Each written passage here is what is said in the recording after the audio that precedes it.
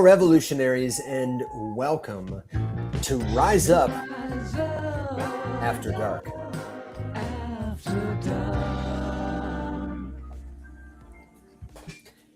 Today is Wednesday, August 19th, and we're back for another edition of BYOB, DYOR, Let Our Hair Down, and talk a little shit about the crypto industry with our friends. I am your host, Evan Mann, joined as always by my co-hosts and colleagues, Mr. Alex Popovich, Mr. Will Watson, and tonight we are pleased to welcome for the very first time on Rise Up, our friend, AI technologist, former financial analyst, thank you very much, Anisha Kapoor. Anisha, welcome to Rise Up After Dark. Thank you so much for being here. How are you? Good. Thank you guys so much for having me. I'm so excited to be on here with you guys and just chatting to catch up.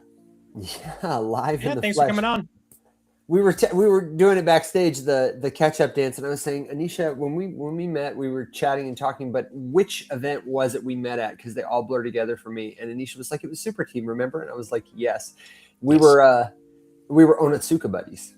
Mm-hmm. Yes. She's got styling footwear. That was what I was like. Oh, I was like, I don't know her. Stylish Japanese streetwear. Gotta love them. The black and yellows, right? I wish black and yellows. Yes, Yeah, good memory. I wish I was cool enough. Those things are back. I was around Jordan's birthday. We were at whatever Dick's or Dunham's or one of those, and it's football cleat time, which is everyone's favorite time of year. And they had just a huge display of those, not the real ones, but like, you know, the new version of whatever in like 400 different colors. It was like half of the shoe section was those things. Man. Would never have thought about it if you hadn't have asked me, Evan, if I, for some reason, had the lead on where you could get a pair not that long ago. Yeah, I actually bought mine secondhand.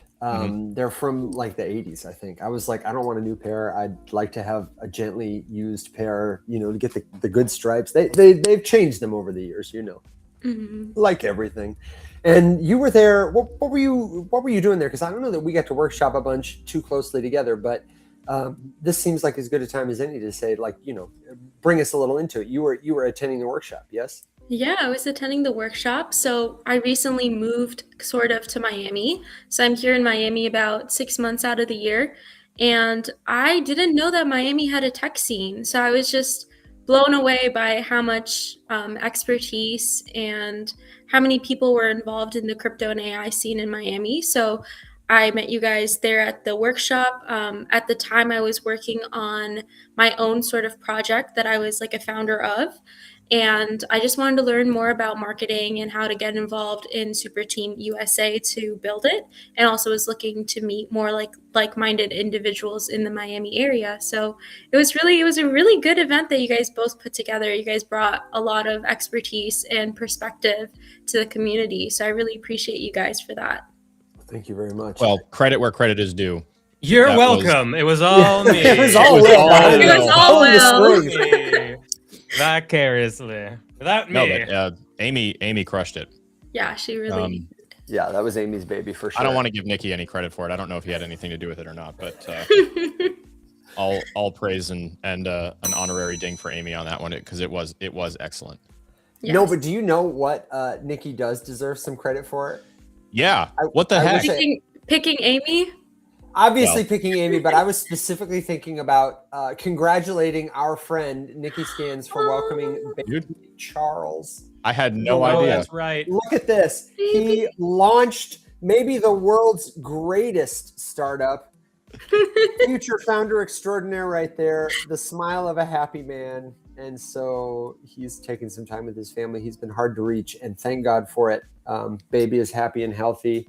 Mama is happy and healthy. Yeah, formerly his greatest achievement was teaming up with Amy Street, but now his greatest achievement is bringing a wonderful baby into the world. So congratulations, Nikki, from all of us. And hi, Charles. Hey, buddy. Yeah, Will, sorry you weren't there, man. We had so much fun without you. I mean, I forget what was going on. It was rooftop parties and marketing, go to market. It was just great, but we missed you. Yeah. I'm sorry I wasn't there. Hopefully next time. Yes. Now, we'll get into more about what you do, who you are in a minute, but let me remind the audience that here on Rise Up After Dark, unfortunately, we play a little game. Do we play a game, Evan? Unfortunately. We play a game. We do play a game. We play a game where every time you hear this sound, it means somebody speaking or somebody we're speaking about has received a point. And every time you hear this sound, it means somebody speaking or somebody we are speaking about has lost a point. And at the end of the night, whoever wins the most points gets some applause and bragging rights until next week. And usually I am the arbiter of the network. The consensus mechanism of one is in my purview, but tonight I'm in a temporary studio. Alex has agreed to drive the soundboard, and I have a feeling I'm not going to do as hot. So that is also correct. Especially given how upset he is with you at the most recent week's game, which definitely was fudged because you were definitely a little salty, Evan, about losing a tap battle in Euphoria to Alex. That's correct, Will. Who lost the tap battle today, Alex? That's what I want to know. Who lost the tap battle today? Listen. How bad was it? Dude, this is a good story. Yeah, it wasn't terrible. So first of all, I don't know if any of you guys have looked at a price chart today, but it was choppy. So like last week when Evan and I were dueling, the price line for ETH was basically a straight flat line dead. You know, I think we went up or down like a grand total of maybe $1 or $2 in the course of the 30-minute tap battle. Today, we went up or down by like over $40 just in the span of the time we were trading, which is a super aggressive swing. So like last time, you know, there was like some semblance of strategy. You could kind of build a little box for the price dot to go into, and you knew you were going to hit at least something. You could kind of, you know, start to get a feel for it. It was a little bit more predictable. Today, no, it was just spray and pray, hope for the best, you know, balls to the wall, just go ham. And that's exactly what we did. And very, very soon after the start of it, Dougie looks up and he's just like, I'm at zero. I have $0 in it right now. There's like a bunch of bets on the screen. If none of these hit, I'm done. Like I'm out. And it was like less than 5 minutes in. And then at that point, I was like at $130. I was like, oh, dude, I'm going to smoke you. And so I didn't say anything. I was playing it cool, but I got a little froggier. And plus, I was like, you know, look, today is a win-win situation. Either I get to watch him win his first tap battle after I think the world record holder for the most taps. Is this Doug? Yeah. You played against Doug. Oh, dang. Okay. No, Doug, a different Doug. Euphoria himself. Not our Doug. Other Doug. Euphoria Doug. Damn. Yeah. Because so he's you know, he's been the host and the arbiter of the tap battles, but he's never won one on screen. Yeah, he's actually notorious for losing them. Notorious for losing because he says he just goes in and doesn't think at all about it at all. He just puts his, you know, as many bets as humanly possible. Doesn't check which price selection he's got picked or whatever. So anyway, both of us went from near zero to our all-time high, like, you know, almost doubling the original starting position. And then we did finally end. So he managed to take it from 100 to 0, hit 1, get back on the board, walk it all the way back up to 180, and he just kind of played it safe and coasted from there with lots of little tiny itty-bitty bets to kind of keep it mostly there, because he was like, I have to win this one. And I did not carry that philosophy forward. I got squirrelier as the event went on, took it up as high as 150-ish, maybe just a little bit below, and then ended up finishing the day out at about $105. So I pulled an Evan. Now, I'm gonna forget that. Anisha, have you heard of Euphoria? Are you familiar with this game? No, I've only heard of the TV show. Okay, good deal. So to read you in, this is about as fraught with peril as the TV show. Yeah, pretty much. You can see it here on the screen. One of the fellas will assist me with the screen share. A lot of the friends of the show have seen this. This is an app built on Mega ETH that is a game with music, and this squiggly line you see here is the price of the asset you're tracking, in this case ETH, right now. And that grid to the right are bets you could place. There are perpetuals. And, you know, if you've ever traded perpetuals before, you're looking at like a screen with a chart and an order book, and you got to set your mark price and you got to set your leverage, all this like complicated stuff. But basically what you got to do is tap the square you think the worm is going to hit. And depending on like how likely it is, they give the odds in real time. All this is happening on chain. You can see some of those squares have like 2x. Some of them have 100x the farther away they are from the worm. And you're betting with real money. You can bet with a cent. You can bet with 10 cents. You could bet with $5. You could, you know what I mean? $10, $20, $50. And if the worm moves through a square you've placed a bet on, you win the money. You know, your bet times whatever the multiplier is. Their slogan is one tap could change everything. It sure and this is like a way good. I remember we were in Prague when our friend Casey Craig, who's one of the co-founders, showed us this, and immediately I was like, oh, this is gonna be a hit, because you don't even need to know anything about perpetuals to understand this kind of a game. And last week Alex and I faced off in their season 2 opener. They do this weekly. It's a tap trading competition where 2 people go head to head and talk a bunch of smack to each other. And Alex did beat me, but I'm glad to hear that you came up short this week, Alex. Hey. Has Evan ever beat you, Alex? Or do you always win? Nope. Alex, you know is what? pretty good. Anisha, that's a great question. The answer is no. Evan has never beat me. I think she needs a ding for that, probably. Yeah, well, great question. I really appreciate you giving I me beat the him to 6 opportunity to feet answer that. and 3 inches tall. You did what? Got it. Huh? Sorry, say it again. I said I beat you. One more time. Just keep me track of these points here.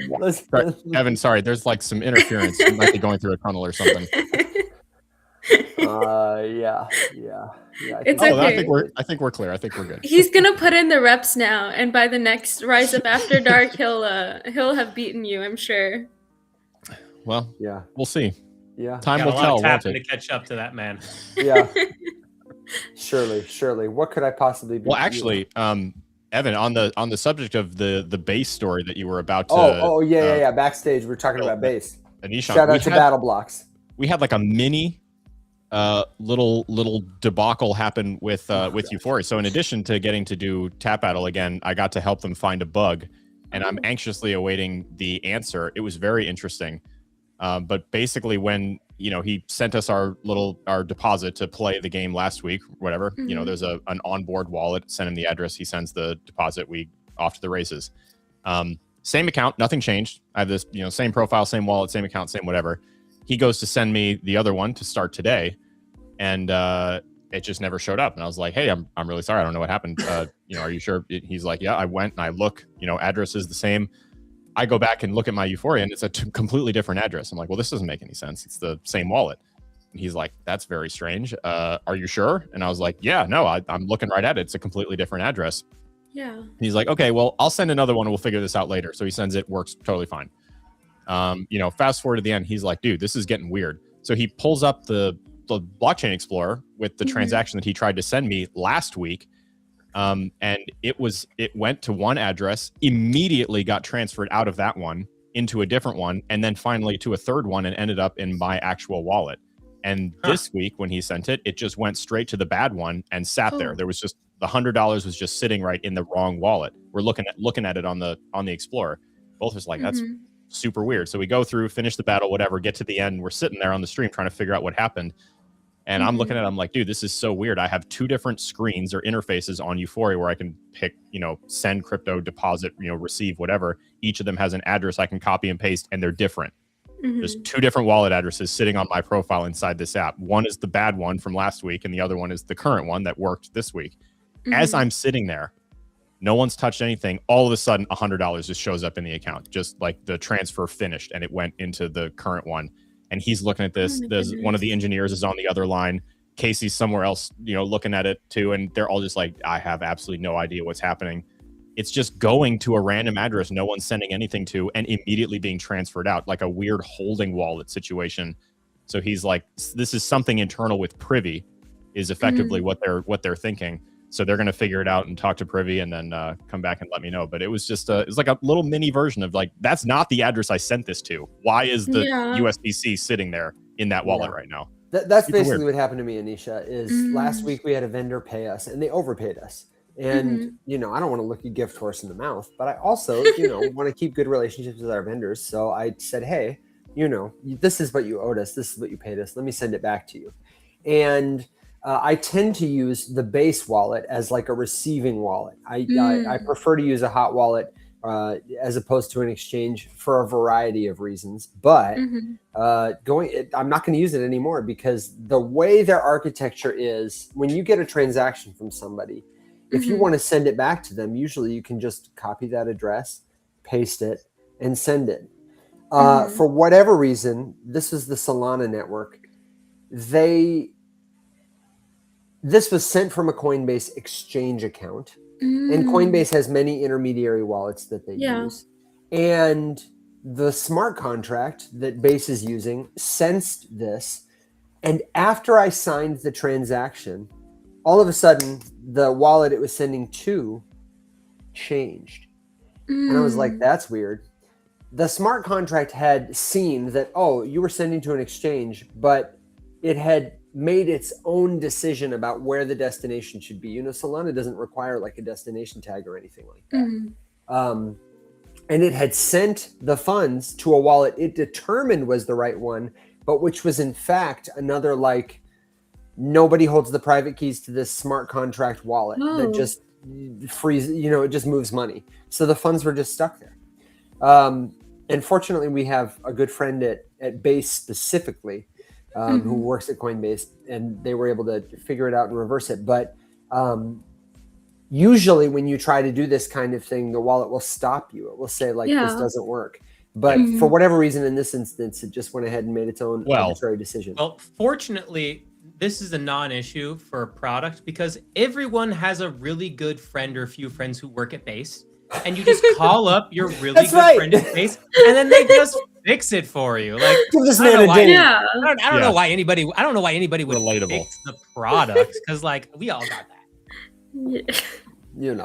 So they're kind of on our shit list right now, on our warm list, and that's like an ongoing thing. I love a lot of people in the Base ecosystem. Do you spend any time around like Farcaster or any of the Base apps like that? Yeah, there was actually a Base pop-up that was happening when I was living in Malaysia for a bit. They had all the Base builders based out of Malaysia come through and build. So that was cool. The culture is so good, but I feel like I don't know, I have a lot of gripes. Yeah. At the end of the day, you sometimes just remember that these are just a bunch of like 20-year-old boys just like doing their best, and it makes it a little bit less it makes it more forgiving. The thing is, can we clip it? But the thing is I know it's a bunch of 40-year-old bald dudes. I know it. Those are the CEOs. They're entirely staffed by 20-year-old dudes. They're not building anything, and they also have like pudgy plushies like you, like in their dorm, like not in their dorms, but like where they're staying. Like that could have been you. Yeah. Everyone in their plushie, those stupid people. Oh my gosh, Anisha, all right, we've buried the lead long enough. Can you tell us a little more for all the people who don't know you or your work? You've spent time in Malaysia. You've participated in network states, which I think are so cool. Do you want to just take it and start wherever it makes sense and tell us a little more about how you came to crypto, what you're focused on in your work now, what you're building, what gets you excited, and we'll jump from there. Yeah, sure. Sounds good. Well, thank you for having me on. I'm so excited to be here. So a little bit about me. So exactly a year ago, I was working as a financial analyst, total like fiat, everything, like I wasn't really into crypto at all at that time, but I was working for a higher education institute. It's actually one of the top universities here in the United States. If you were following politics around that time, the current administration froze a lot of the college's federal funding access. So unfortunately, my program was also part of the institutions that got their funding frozen by the government. So because of that, I got laid off, and I was like, oh my God, what am I going to do now? I'm so confused. So I did the next best possible thing, which was leave the country. I ended up traveling and backpacking across Asia, which was a lifelong dream of mine. And I thought, okay, I'm like young, I have this time, I want to go and learn. And while I was in Singapore and Malaysia, I actually got involved in this network state like community. It's called Network School, and I was there for a few months. And through there, I actually got to go to my first token 2049 in Singapore, and that was like my first intro ever to crypto. I didn't really know anything else about it.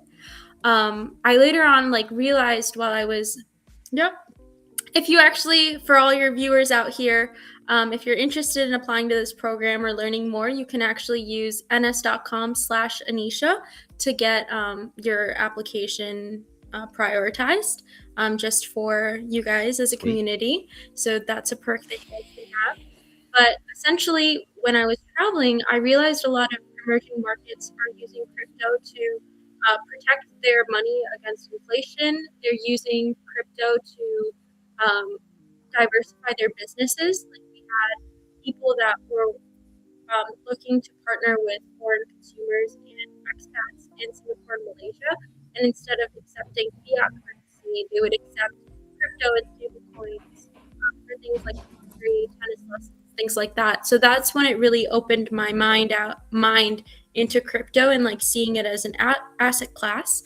And then through my travels, I ended up being a part of like builder communities. So I started working in like an ed tech startup. I worked on like a AI and IP startup. And then what I'm currently working on is empowering businesses and startups in the Florida and Chicago ecosystem with implementing AI for their businesses. So this is mostly like small businesses, family-owned businesses, helping them do like advertising, maybe using AI, or helping them do SEO outreach. So that's kind of what I'm working on right now. And I'm also helping to upskill elderly populations using AI and getting them into crypto as well. It started with my mom. So now my mom is part of SheFi and learning about crypto as well. So that is also another passion of mine. Where do you start, like helping older generations, kind of get started with AI? What would you say is like the first step into the shallow waters? I think the first step is like, obviously it starts with your connection and communication to them. Like for me, I'm fortunate enough to live really close to my parents and my grandmother. So it honestly like starts with just noticing what they're watching online. Like my grandma will just be on Reels sometimes, and I'll be like, oh, Naniji, like, do you think this is real or fake? And then she'll tell me like, oh, it looks a little off, or she'll say like, oh yeah, like I really like this channel, and then I'll have to tell her like, hey, like That that's dog's not really good at riding that bike away from the police. Wait, Exactly. no, Grandma, no. Where's that ding? Come on, Alex. That's a good one. Exactly. That is a really good one. So just I like gotcha. asking them questions, and then exposing them to like, I took not Base in the crypto world, but there's this other company called Base 44. They're an AI company similar to like Gemini or Anthropic, and they have builder events where they're almost like hackathons. And I took my mom to one of those, and she got a hands-on experience to learn how to build with AI herself. So those are good intro things for the elderly population to use emerging technologies. I gotcha. It makes total sense. And then, slight tangent of this. Well, I guess related in the sense of that it's AI, but obviously AI, crypto, two passions of yours. I'm curious where you see the two technologies intertwined. We hear a lot about agentic marketplaces and the uses of like a stable coin for payments. We've talked a lot about how blockchain technology will be needed to verify that something is actually someone as opposed to a deep fake. I'm curious if you think that's kind of where things are starting in both those areas, or if you think there's some other areas that you can kind of color in the picture a little bit for us that maybe we haven't thought about. Oh yeah, no, for sure. Those are really great insights. Especially if you think about like bounties for paying AI agents. it's a lot easier to do those transactions using crypto rather than What do you mean by that? The paying Mhm. bounties for AI agents? Because I'm unfamiliar. Oh, okay, yeah. Sorry, I should have explained that better. There was just this company that just I forgot how much they raised, but I think they're part of A16Z. They're called Bounty. But essentially, what their concept is and what is already happening in the market is that you can actually hire AI agents to do things for you. Like maybe that is submit some paperwork, maybe that's scraping the internet for some data you need. Maybe that's filing Sorry, things away. I'm chuckling not at what you're saying or what anyone else is saying. My thought immediately went to, oh, let this AI agent copy my spending behavior. Oh no! Oh no! No, no. Why do I'm I broke. Why do I have Yep. so many sleeveless workout shirts now? God damn it! Oh, but they're fire though. Oh, they're so good. Well, you Damn bought it. one. We figured you might want 97 more. I was like, ugh, you're right, I did, but damn it. Ooh, a Metroid one. Ooh, a Kirby one. Ooh, another Pikachu one. Ooh, another Pikachu one. Yeah, I guess you could even train it on Euphoria and have it like use your Oh. mental model to play Euphoria. And Oh, then interesting. cash shudder in to those think. benefits. What the write-up of my mental model for playing Euphoria would be. It's that might be the first thing that finally confuses one of these AIs to the point where it's just like, you know what? Never mind. We're out of here. We're done with humans. Yeah. There's no data. Anisha, I'm sorry. I'm sorry to talk over you. I just Oh, started no. laughing, but I wanted people to know I wasn't laughing at your ideas. I was laughing because of where my head went immediately about how Yeah. this could go so wrong for me personally. Oh no, it would go wrong for me too, which is why I don't trust it with my own personal stuff. If someone wants to pay me to do it, then I can, but I'm I wouldn't very use much it in to the same copy camp. my- I'm Yeah. just like, you know, because you keep getting the offer from, you know, whatever one you happen to be using. It's like, hey, do you want to connect or this or that or sign Yeah. into this or give me permission for that? And I'm just like, no, I really don't. Maybe someday, but not today, Claude. For real. Gotta say, I'm a hard no on all of it. Claude can stay disconnected from all of my things, except for like maybe my email one day. You know, maybe Yeah, I could- maybe that. You know, just helping to respond to things or Dude, organize, honestly, that one makes me more organize nervous files. than Maybe just anything else. organizing files, maybe less email, because then you Mhm. have like communication. People think it's actually you. That part it does. It has one folder on my desktop called Claude's House, and it's allowed to go to that one, but it's not allowed to go anywhere else. Claude's house. Claude's House. Yeah, right. I that love sounds it. like it's like Marvin's house, Marvin's room. Marvin's room. Yeah. Claude's house, Claude's room. Anisha, can you go back just briefly? There was a sort of a disconnect when you were sharing the link to Network School. If people were interested in that, say that again, please. Oh yeah, so Network School is basically a network society. It's a global network of founders, entrepreneurs, people working in tech, crypto, technology. Originally, I actually went there as like a newbie to all of these things, and I learned a lot from the community. So right now, they're actually doing a pop-up, or not a pop-up. They're gonna permanently be based in Kazakhstan. So that's where their new campus is. So it's just a frontier place for anyone that's really interested in these kinds of things to go and explore and be a part of a IRL community instead of just being siloed into like internet only friends or internet only spaces. So it's like it's a really cool thing. They also have similar things here in the United States. Like they had Onion DAO in Chicago, which was a similar concept. It was a 1 month long pop-up. Hopefully maybe Super Team USA will do a pop-up in the US. They've got That'd be Mountain cool. DAO happening right now. Yeah. In Utah. Ooh, okay. I love Utah. I want to That's do that a year-long Castle DAO. residency. I want that Castle DAO. The Castle DAO in Castle Ireland. Castle DAO in Ireland. I Team know. Ireland. I wish I could Cool. travel. Yeah. We have a wedding. I so wanted to go, and I mean, there's so much cool stuff. The thing that you said there was a link to that people could use specifically, Yeah. like not the website, but use something else. If Yes, they were maybe interested. I can put it in the TikTok channel. It's ns.com/Anisha. So that Great. allows you to get like we an can- expedited. Yeah. There Yeah, might we be can- That's a cool put thing it in about the it. We notes, can too. share it in the descriptions and in our community. And I'll put it on the screen in just a second, or maybe Alex or Will can. The cool thing about like Network School, it was started by Balaji, right? Balaji Yeah. Srinivazan. Mhm. And the neat thing, I know several people who've attended, And what I like about this is a lot of people watching, something I want to share from the crypto movement with people is that not just the crypto movement, but like the internet native movement, is that there are a lot of people who feel like they don't have as many friends in their neighborhood. They go to work, come home, go to sleep, whatever. They go online looking for connection, and they want to make those connections real. And a lot of those people find their ways to communities online, on TikTok, on Facebook, wherever they are.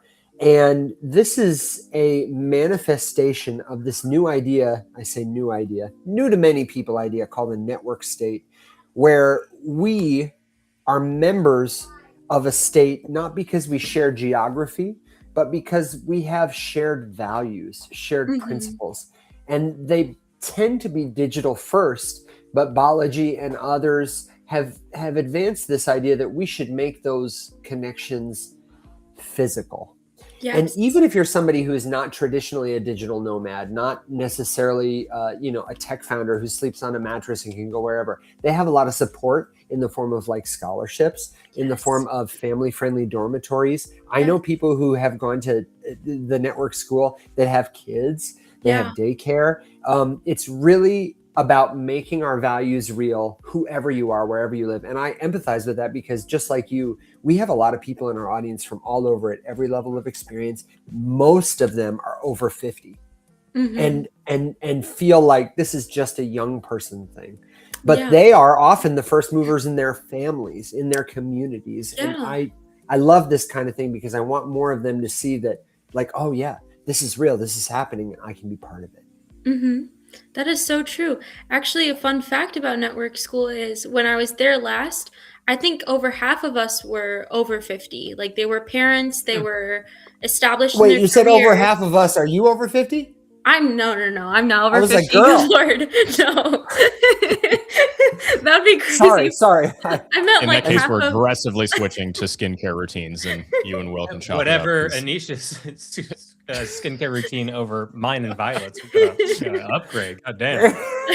Sorry, go please continue. So many are over 50. Many are over 50. I meant like us as in the collective of the people that are there. Yes. I didn't want to other anybody out. Like proverbial us. I didn't want to other anybody out. It would be really cool though if I was like 50 and I still looked like this and I could behave like this. Like that would be awesome. We can all hope. It'd be pretty cool. Yeah. We can all hope. Hopefully Brian Johnson like gets on it quick and we're able to Did you guys not see that he recently was like, I think I took this too far. I need to calm down. Yeah. He was like, I've taken this too far. He never should have done the mushrooms, man. Mushrooms. It's so funny. But it's a very diverse and inclusive community. Yes, very diverse. And it's like I wouldn't even compare it to college because in college you're surrounded by people mostly in your age, similar demographic. They probably, there are international students, but like you're not as integrated with them. They're like you're friends and homies with everyone. And I initially like how I got my foot in the door was I would just sing. Like I'm a performer similar to Evan, so like I would just host concerts and sing, and there really just is a place for artists even. So I really admire that aspect of it. That's so cool. I'll take the ding. Yeah, of course you will. Alex is missing so many dings, dude. So many dings and forms. I'm hanging out. I've got my logbook, Cody. So yeah, bear with me. Logbook. We should make a Rise Up bingo. Like before the show, make people like, could be the move.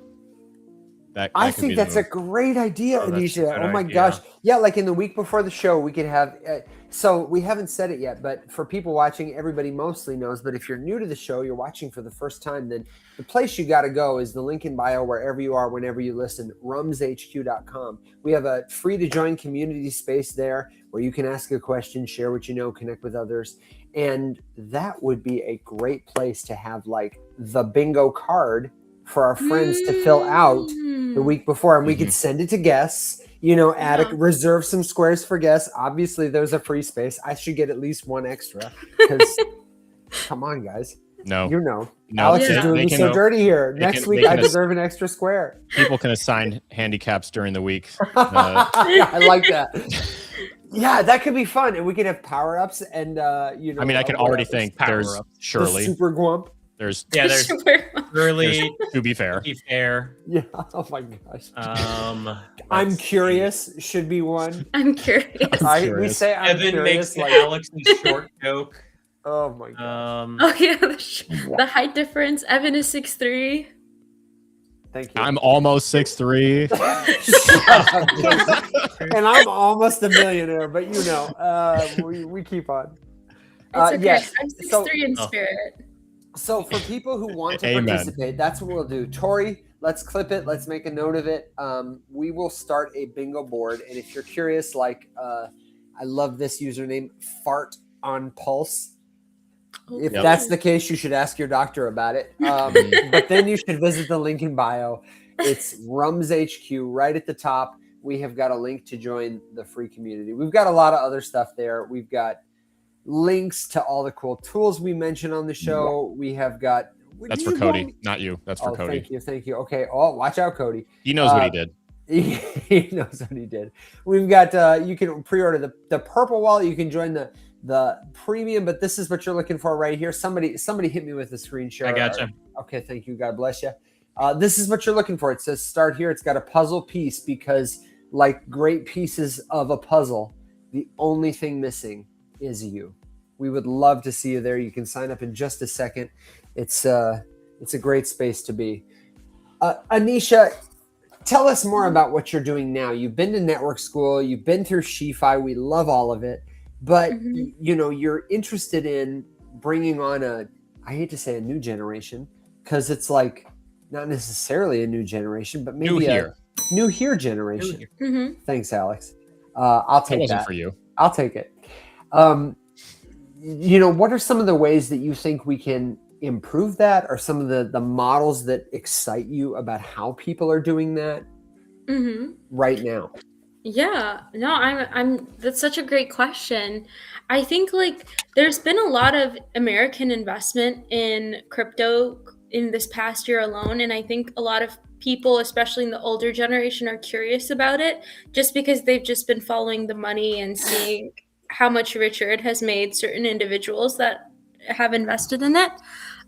So I think that is one interesting thing that's happening.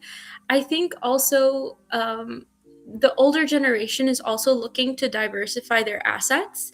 And in this current time, like precious metals are kind of rarer and less accessible than maybe they were a year ago. But with crypto, like anyone can just open a wallet or get a like a treasure or something and like keep it safe. So that is like one way for people to think about crypto and like asset classes like that. In terms of, I guess I have a unique perspective because right now I'm based in Florida where the average age is a little bit older too. Most of the people that are retiring or are retired, because they have so much free time, they are researching and studying about these things on their own, and they're just looking for people or experts to just help them. And whenever people have reached out to me, either via DMs or like during in-person events, I'm always happy to guide or lead them. Like I know Alex has a great DeFi course right on his TikTok. Like that's such a good step for anyone of any age. If you're a woman, like SheFi is also a great resource to have that's very accessible and really easy. But I think the best way to get involved is kind of get involved in community. Like the Rise Up community is such a good community to have because not only does it give you access to experts like Evan, Alex, and William, but it also gives you perks like knowing when things, maybe there's like a access code for Euphoria, or maybe there's a discount you can get on a conference. Like there's so many not free, but like intangible or like non-monetary things that you can get from a community that can really help you level up in your mindset and in your knowledge of crypto if that's what you're looking to get involved in. Also job opportunities. We did not pay her to say that. Oh no, Yeah, I'm not getting paid Bitcoin. for this. This is The check's in the mail. No, Thank but that's a beautiful testimonial. And job opportunities is a great Yeah. one. You know, there are a lot of people that we connect with who are like, how can I work here? And one of the things you mentioned SheFi a couple of times, we haven't like plugged it officially, but like SheFi is such a cool organization that makes its purpose connecting like women and also like just non-binary people too. They're very inclusive, and honestly they're inclusive of men too. I have never felt unwelcome at a SheFi gathering, and I've been to several. They are oriented towards like professional development, but we do that too. And I think it's so important to feel like, you know, our industry is so nascent, and we need more diversity of perspective and more diversity of like age, of gender. There's a good amount of gender diversity, but I'd like to see more. And I want people to feel like just because they're not the stereotypical crypto bro. You know, like, you know, it's so funny. The crypto bro stereotype is such an interesting one because of how the crypto space started. Like the demographics of the crypto space when it started was very like, it's very transgender. It's very like you're an outcast. It was very much so like for the outcasts, like people who are slinging drugs and like doing all of this shit, or like have just been pushed out of society by their own choice or by the choice of others. And we're trying to find, you know, a community and a financial system for them. And like the beginnings of crypto is like the antithesis of like the crypto bro stereotype. You know, it's so interesting how it's gone there. Yeah. And it's really interesting to see how people are adopting it across the world. Like there are fruit vendors in Nigeria that now will take payments on crypto, and it protects them from violence, especially if they're women, because nobody can ask them to, or nobody can like snatch their assets from them immediately at least. So friend of the show, Lindsay Posse, purposefully, I mean, she specifically set up a wallet situation and a, you know, what Evan, do you remember the name of the? Yeah, it's Beans wallet. It's Beans. Okay.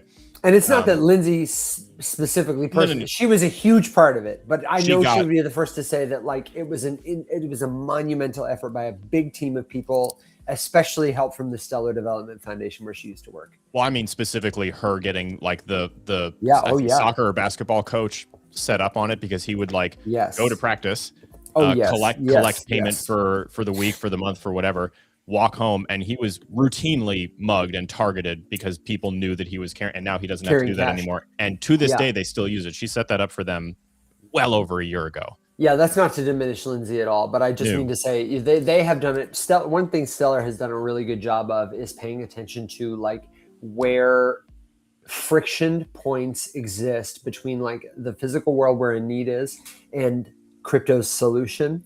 They had a great documentary. The guy's name always escapes me, but it's a similar sort of story.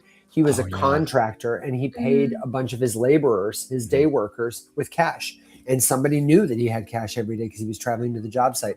They knifed him, and took $1,500 from him or whatever. You know, a significant amount of money that was going to change the lives of his people every day. It's a really sharp Toblerone stick. It's a sharp Toblerone, and now he uses crypto to pay his people, and the fees are less. It's easy to use. It's just a great success story, and it's kind of far removed from a lot of people who are like, is ETH going to go up today? Has the market bottomed? But it makes a difference for probably more people around the world. Yeah. Also, the Toblerone thing. This is, oh my God, such a sorry, this wasn't a random comment. This was because a man was mugged and beaten within an inch of his life with a Toblerone chocolate bar to steal his crypto. Well, and we don't know for sure. Like 3 years ago. We don't know for sure whether or not it was the tiny one or whether it was like the novelty one that you can see. I've seen those. My brother-in-law's got one in the other room. I'm telling you, one of the big novelty. Yeah, because you could definitely end somebody with one of those things. That is a blunt instrument. Those are heavy. Probably from like a freezer, Oh yeah, you put it in the freezer. That thing is dangerous. And then you whittle it down, and you can really get someone with like that. Really stab someone with the Toblerone chocolate bar. It's at that point, it's a spear, chocolate spear. Damn. Did you guys ever like make your candy canes into like little weapons? Like Yeah, and then at the regret it tips, after How yeah. stabbing else- yourself in the cheek. How Yeah. else could I stab my brother at the dinner table?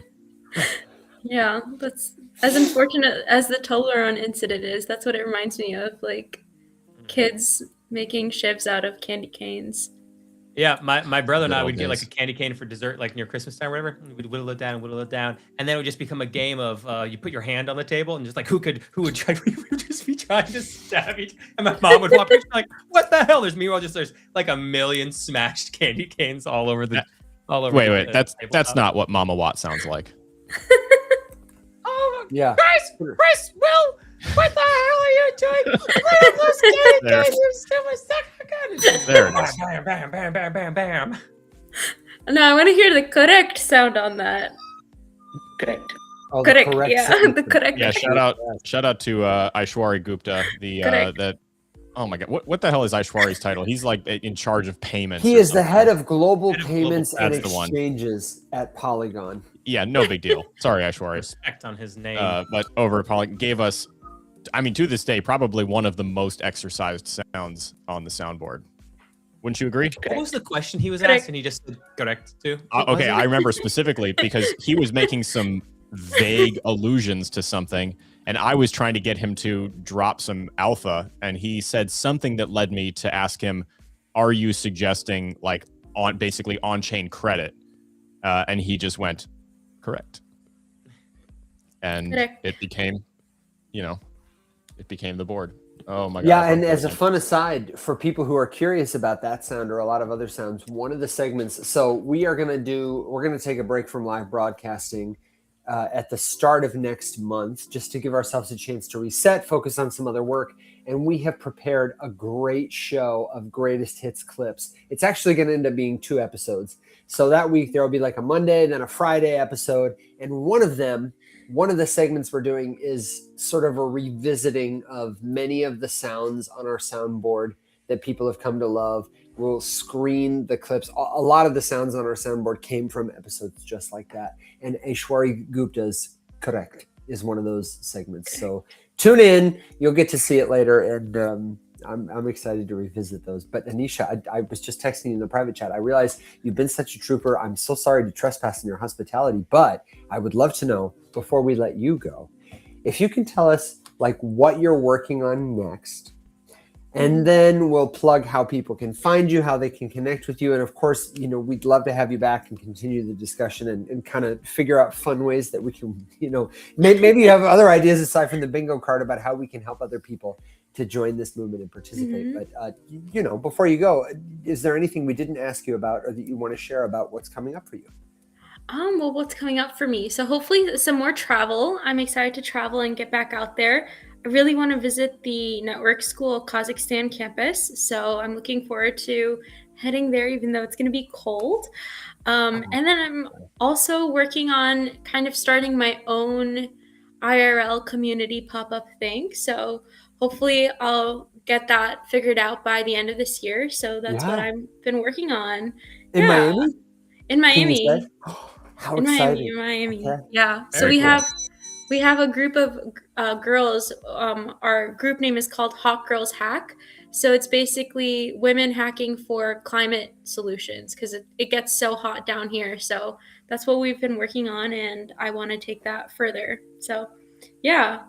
And if anyone has ideas on I'm always looking for like philanthropic solutions and solutions that serve the community at the intersection of climate, social justice, and equality and democracy. Like those are my jam. So if anybody wants to collaborate on solutions for any of those 4 things, please hit me up. I'm always looking to partner with people, work with people. If you have like a small business, I'm also happy to help you out with those things as well. So that's just a little bit about me. It's been such a pleasure to be here with you guys tonight. So thank you for having me on. Absolutely. Yeah, so nice to have you. Yeah, thank you so much. You can find Anisha on X at Anisha AAJK. We'll have the links in the bio too and in the description, and Anisha J. Kapoor on Instagram. Anisha, we always give our guests a chance to have like a final question, suggestion, good joke, word of wisdom, or like prediction or whatever before they leave us. Do you have any of those that you'd like to give? Do you have? I always wish people would have a favorite joke, a good joke. Nobody has a good joke ever. You can't put people on the spot and get a joke. We like put that. listen. We put 2 weeks ago. We put Quicks, our friend Soul Quicks. He's with Sat Rush now in the Solana ecosystem on the spot. He's been doing this series on X where he does like crypto stand-up comedy, and that sounds terrible. I have to admit, but. It does. He puts like have you ever seen the show Seinfeld? Mm-hmm. Yeah. So he's got like just like at the start of a Seinfeld episode where Jerry's got like the red curtain background and he's doing stand up. He does like that, and he's got like the like Seinfeld music, and he'll be like airdrops, man. Can you believe it? You know, and he does like an actually good 2 minutes of comedy, and we put him on the spot where we were like, "Can you do one for us right now?" And he actually crushed it. He did. Great. He did well. He's a professional comedian. Well, you know. Knock jokes are fine. I can't let you get away from that glump, Evan. And just because I am wielding the power, I have to give it to you. Don't you ever condescend to a group of normal human beings and go, you guys ever heard of this, like this super niche little show, Seinfeld? You ever heard of this thing? You ever seen this? Anisha, it's funny, and I glumped him because Evan is an actor, like has been in things, has been on TV, in TV shows, in commercials, on stage. He's an actor and has been on screen and on stage and all this different stuff. He's also never seen a movie and never watched TV. So like constantly you will come up with a reference to something that everybody and their grandmother Everyone has will seen, know it. And Evan's just like, oh, I'm not familiar.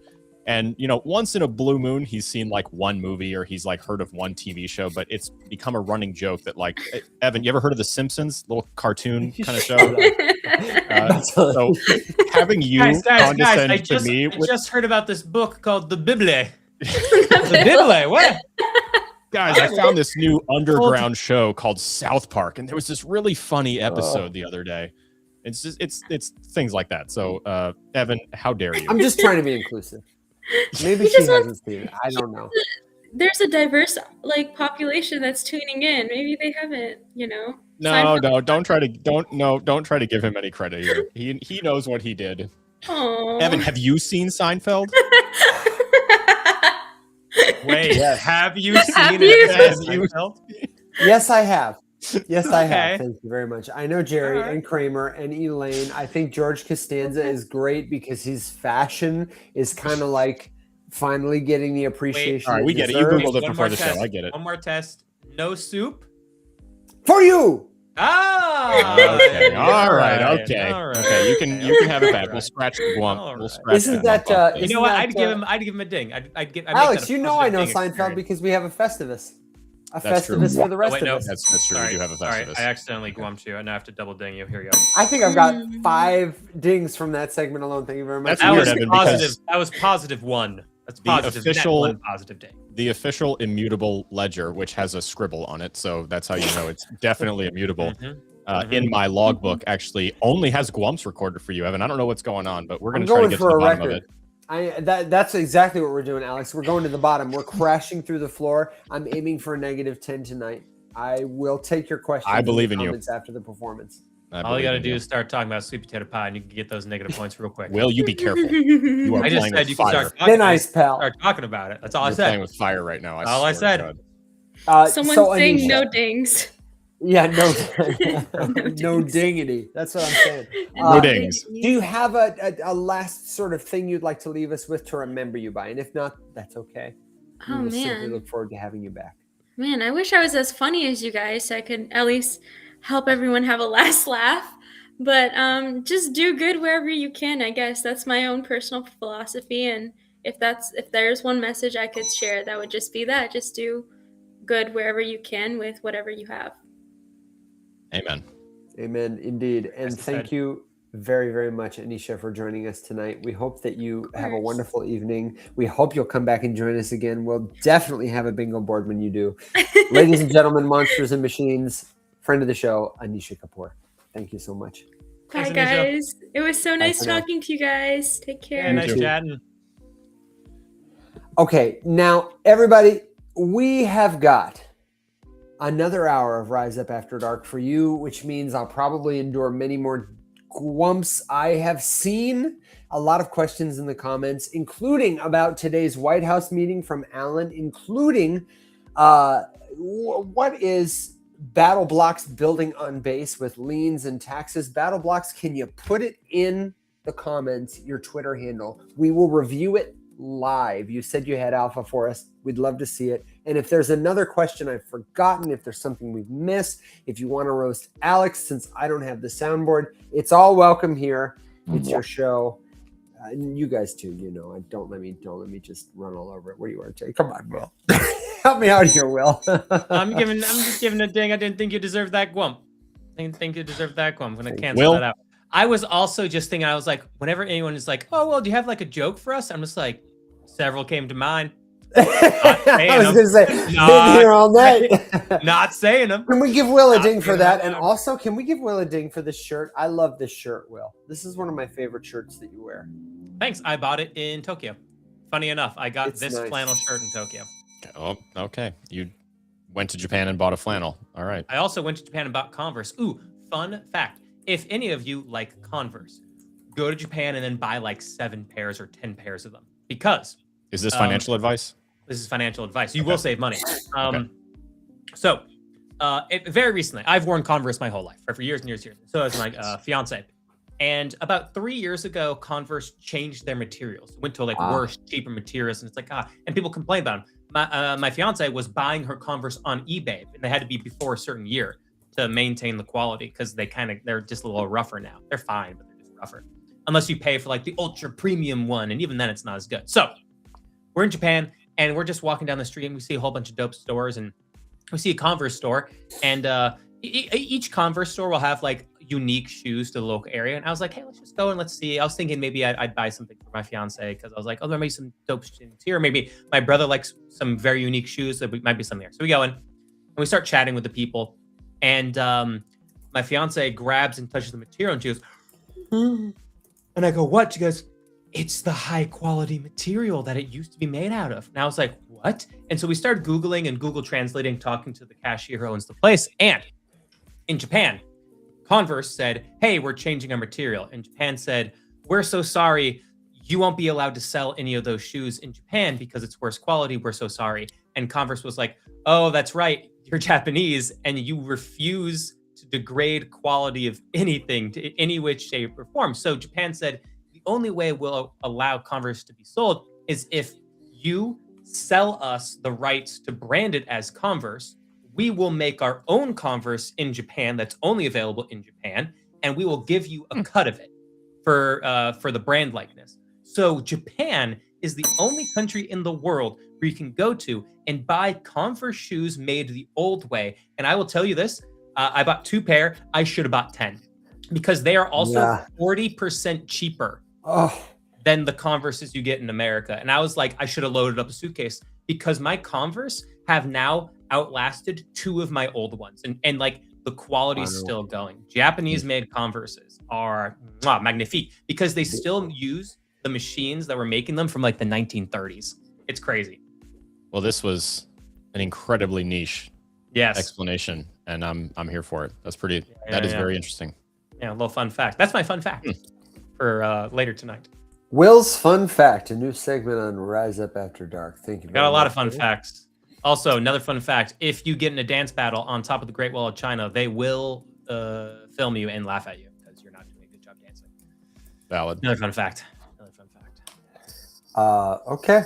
All right. Also, thank you, Japan. We honor you. Thank you for the ding assist. Arigatou gozaimasu. Yes, CC. Speaking. CC. Wrong continent, wrong language. Wait. So sorry. Wrong people. Okay, saving me from myself. Let me tell you about the greatest people, the most beautiful people. Believe me. Really wonderful people, truly, my business partners. They came to my house today. Some people call it the White House. It's because it's white. It's also big. Trump hosted a meeting with crypto financial tech executives today in the Roosevelt Room, if anybody was curious. And I could not find a lot of news about this, but this is like sort of the kickoff meeting to the CFTC new innovation advisory committee, whose inaugural meeting is scheduled for tomorrow. Yes. He voiced some support for the industry.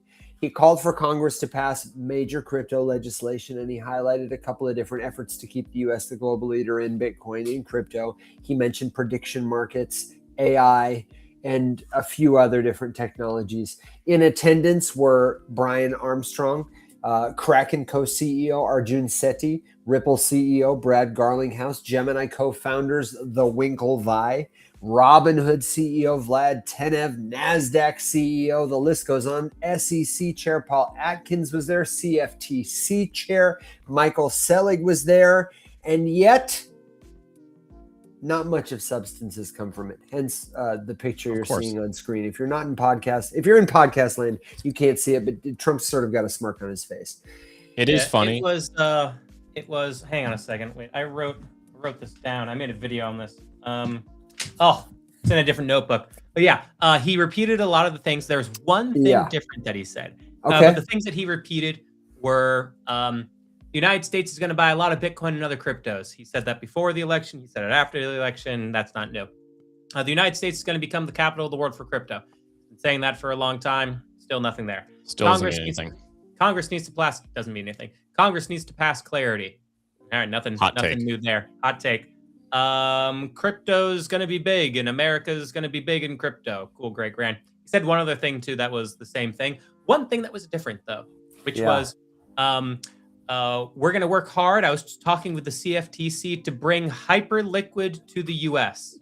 And I don't entirely know what that means, but he name dropped Hyperliquid and it went up 15% immediately. Yeah, does anybody know if there was an open poly market on Trump saying Hyperliquid during this press conference? So you're saying he did with the what's the scoreboard that people keep on Twitter? It's not called, you know what I'm saying? He basically did the have a good Christmas Hyperliquid. Yes, he did. He effectively did that. Didn't he also take a moment to talk about his own sort of like crypto ventures and wealth? I understand that he ended the meeting very much by spending time with like his, a lot of these people are his business partners at the end of the day. Well, they're all his donors. Excuse me. So it was a cool kids club collection of people who have donated to the ballroom effectively. But yeah, it was, as Will said, it was exclusive, or not exclusively, it was 99% vague platitudes that don't mean anything. The SEC rules proposal was a way bigger deal yesterday than this meeting. He has said all these things a dozen times.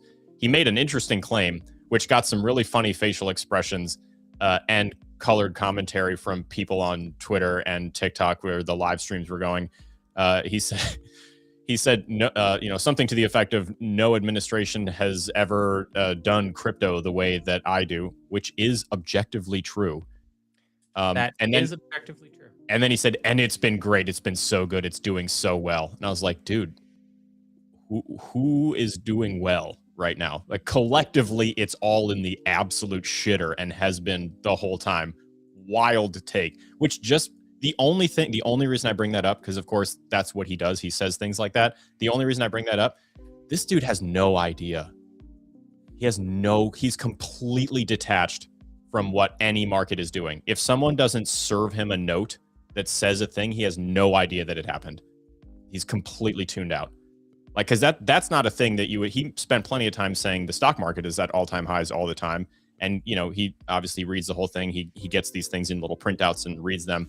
But when he said that about crypto, I was like, oh, he doesn't know what the price of any crypto is. He just knows he made $1.5 billion last year. And that's it. I was like, okay, well, on one side, all the people regulating this industry have absolutely no idea what the hell is going on. But he said Hyperliquid, so, send it higher. Send it. Send it. Yeah. I would imagine, though, that the SEC rules proposal from yesterday and the CFTC meeting tomorrow will both collectively be exponentially bigger deals than all the garbage he just said for no reason today. Okay, but that brings me to my next question, which is the bottom in? Are we going higher? I'm expecting a bit of a sell the news event tomorrow. Probably, yeah, but especially since we're kind of heated up today. It went up so much. That's today. what I'm. That's like, what I'm asking you, Will. Is I'm asking for financial advice. Should I be selling? I need to take a play out of Alex's book and just know that my ETH is up 20%, so I should sell some. But Yes. I don't want to miss the bull run. You understand? You're not gonna miss the bull run. All I'm gonna say is Binance makes the most amount of money if we head back down to like 67.5, potentially $64,500. So you're telling me there's a chance? I'm telling you there's a chance, because if we start to pull up longer term time frame liquidation levels, we got all the big paydays today. In fact, Binance, I have to like try to add this up. Binance and its market makers made several $1 billion today. Wow. To be fair, the market makers would have liquidated several $1 billion. They wouldn't have made that money. Neither would Binance, but they would have made a lot of money.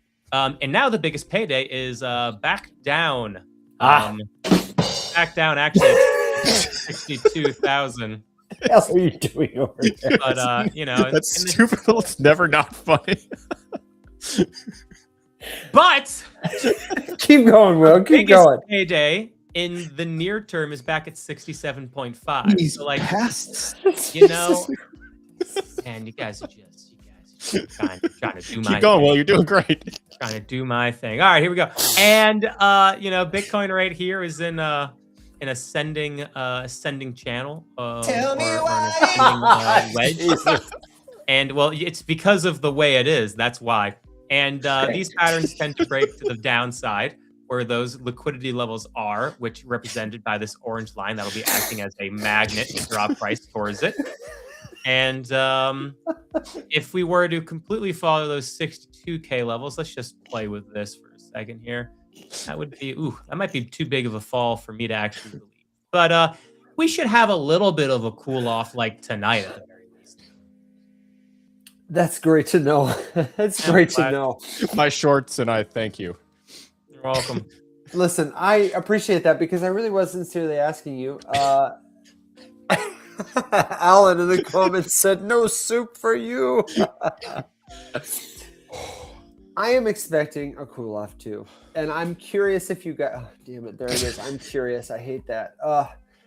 Do you guys think, because we're getting closer, my thesis, we've talked about this in the show before. You've said a lot, Will, that, when we look at the timeline, not that any of us is like measuring a 4-year cycle and a maxi about it, but this bear market has not lasted as long historically, if this is the bottom, as others.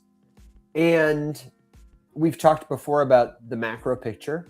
We've talked before about, I'm on the record saying, I just feel like until we get past the election and honestly, better macro news, I'm not going to feel good about this.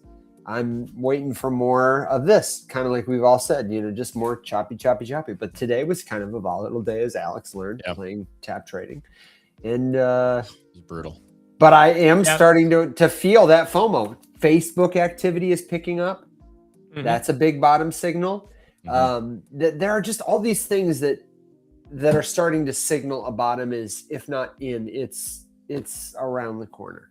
Yeah, I certainly think it's in. But to your point, if 57K was the bottom, then it was a 38-week-long bear market, where historically the average bear market is 51 weeks. So that's a 20% shorter bear market, if it is in fact the case that 57K is the bottom, which I am in the camp that I do believe 57K was the bottom. 20% shorter. You hear that, Alex? Shorter. Damn dog. I couldn't help it. I'm so sorry. Damn dog. He gets out the logbook. Come on, man. Just keep gunning for him.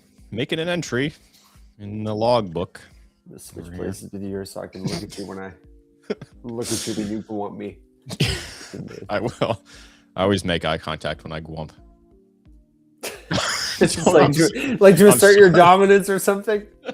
Yeah, because today I'm wearing the pants, and if you make any short pants jokes, I swear to God, you'll get another one. You do have this isn't a joke. This is an objective fact. You have incredibly aggressive short pants. Okay. His pants are short, and your not in a pants are bad way, short. Alex. Like, it's your style. Yeah, I I couldn't mean, pull it off. Listen, all right.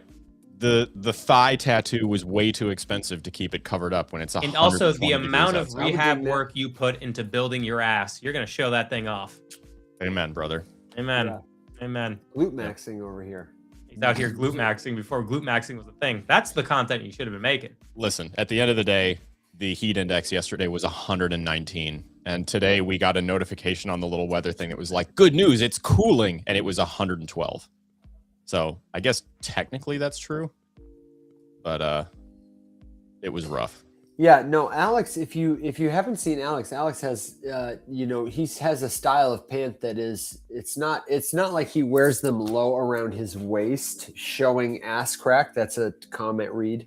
Thank you, Sivish. It's that he tends to have like a high ankle Got like line. 4-inch seams. Yeah. He has like a high ankle line, and I gotta say, What is an pull it ankle off. line? I just wear short shorts. He just wears short shorts. Short But shorts, but you also have pants that you I do wear have that pants. tend to be like higher on your ankle. It looks good on you though. It looks Well, good. I'm Oh, not. those. I'm Yeah. not just eyeing Alex's ankle, treating him like a floozy. little bit. Staring at his slutty little ankles. You're not? Evan. No, you're not. You're not. Wow, well, I thought we were friends.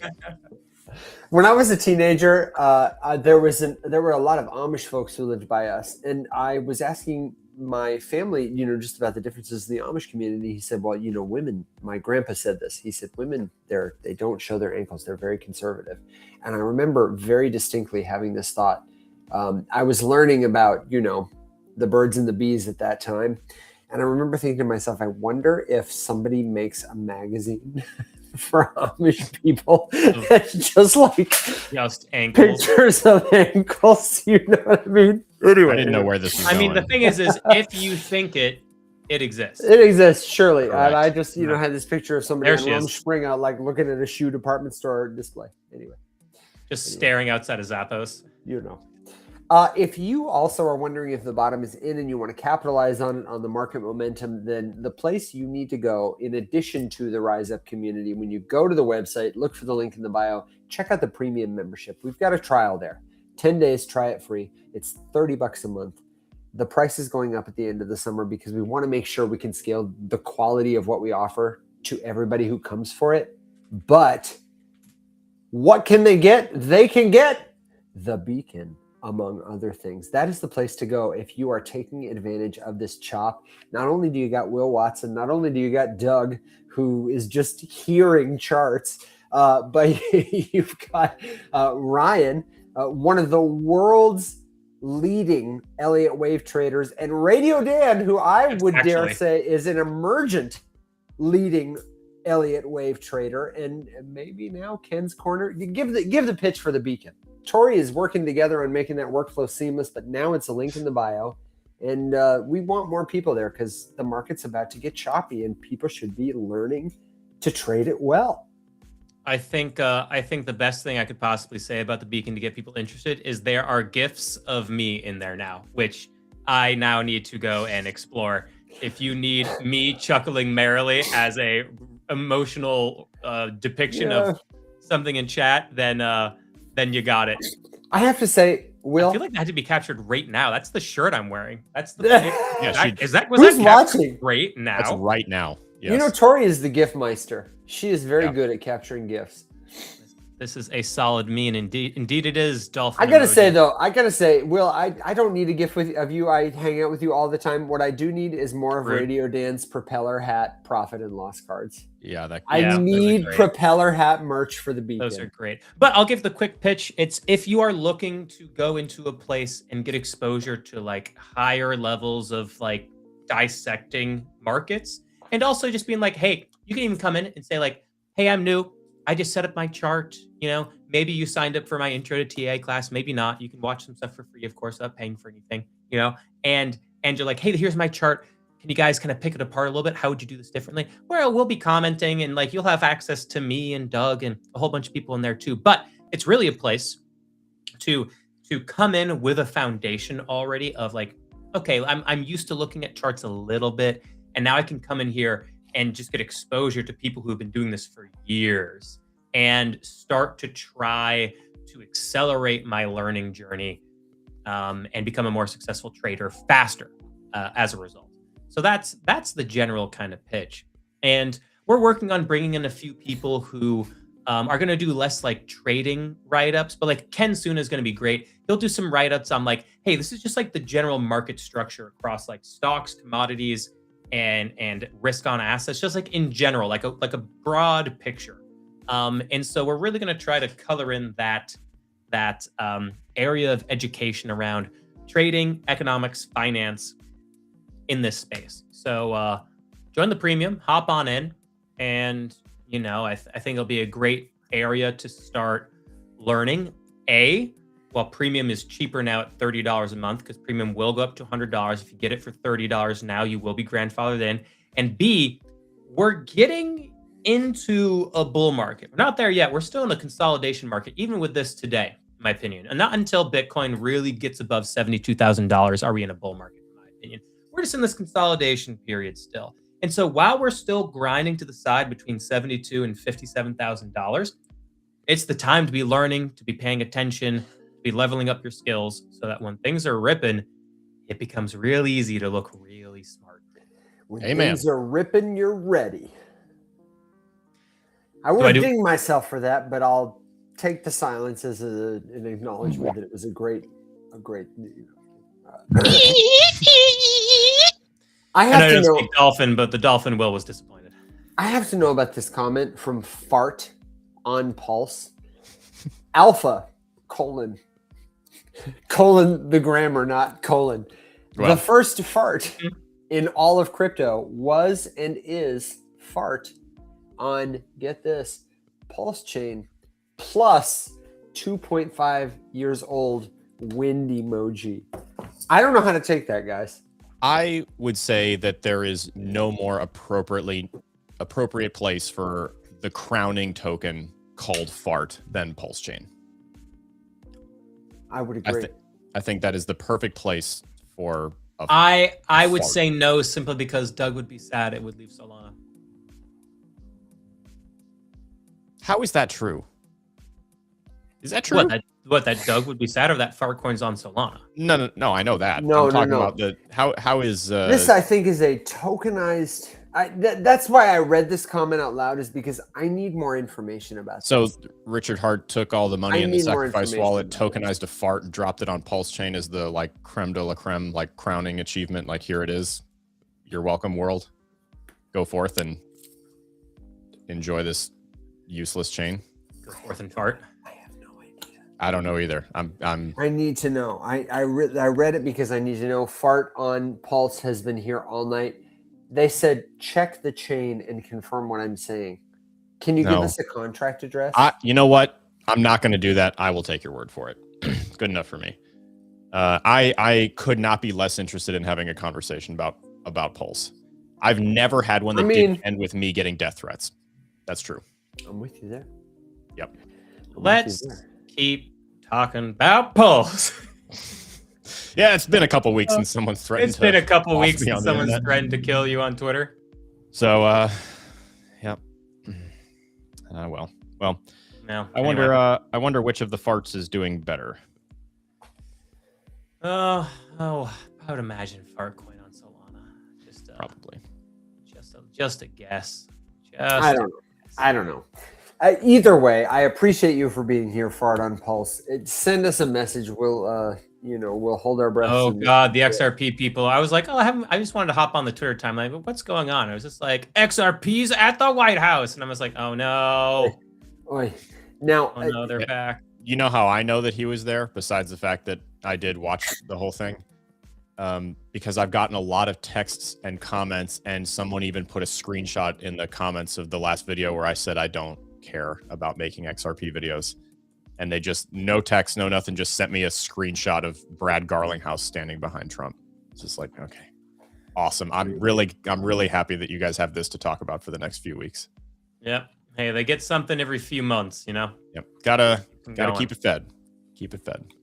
Keep it fed, like K-Fed, like Kevin Federline. Do you guys remember that commercial that they did for the Super Bowl where Kevin Federline was like working at a McDonald's? You remember that? No, man, absolutely not. It was absolutely great. Hang on real quick while I switch cameras to see if this is any crispier. Oh no, but my plunging neckline is showing. Wow, look at that. It is hot in this room, let me say. Alan says, I ain't buying fart or XRP. And you know what? Amen. And we've got Jeff Rascal noting that Bitcoin is almost at 70,000 again. Whoa. $69,000 for the meme. 69.3 Bitcoin. You know there's a lot of selling happening at 69,420. You know there's a lot of sell orders there. It's 69,420. Yeah, probably. 69,420, man. You know, on the Jupiter chart, it did just barely cross 70,000. The local high at 5 this afternoon was 70,086 cents. Ooh, I have the high across global average. The high was $69,958.40. All right. Now, we're about at that time where we need to start thinking about final thoughts, last questions, suggestions, good jokes, words of wisdom. In a minute, it's not time yet to ride our dogs and ponies into the sunset, but I do want people to be wary. We've got Shaggy Mahal Kita Shaggy, who wants to know if we can get Sol TA once, please. And I would say absolutely. And we've also got Mr. Slippers who says, congrats to Evan on the baby. Sure. I'm not sure, Mr. Slippers, you might have got your lines crossed baby? There. If there's a baby, I'm telling you, it's not mine. It's definitely, Kimberly, it's not mine. It's definitely not mine. There was a recent there was super a baby. There was a super baby. Yeah, Super Team USA has welcomed a new baby for Nikki Scanella. That is not my baby. I am not the father. I am not the father. Can we get that on the soundboard? I am not the father. I'm not sure when we use that, but I sure would like to. I feel like we'll find a time. Super Team baby. Yeah, that's what I need to know, Will, is am I supposed to be shorting Sol now? Because I missed out on the long.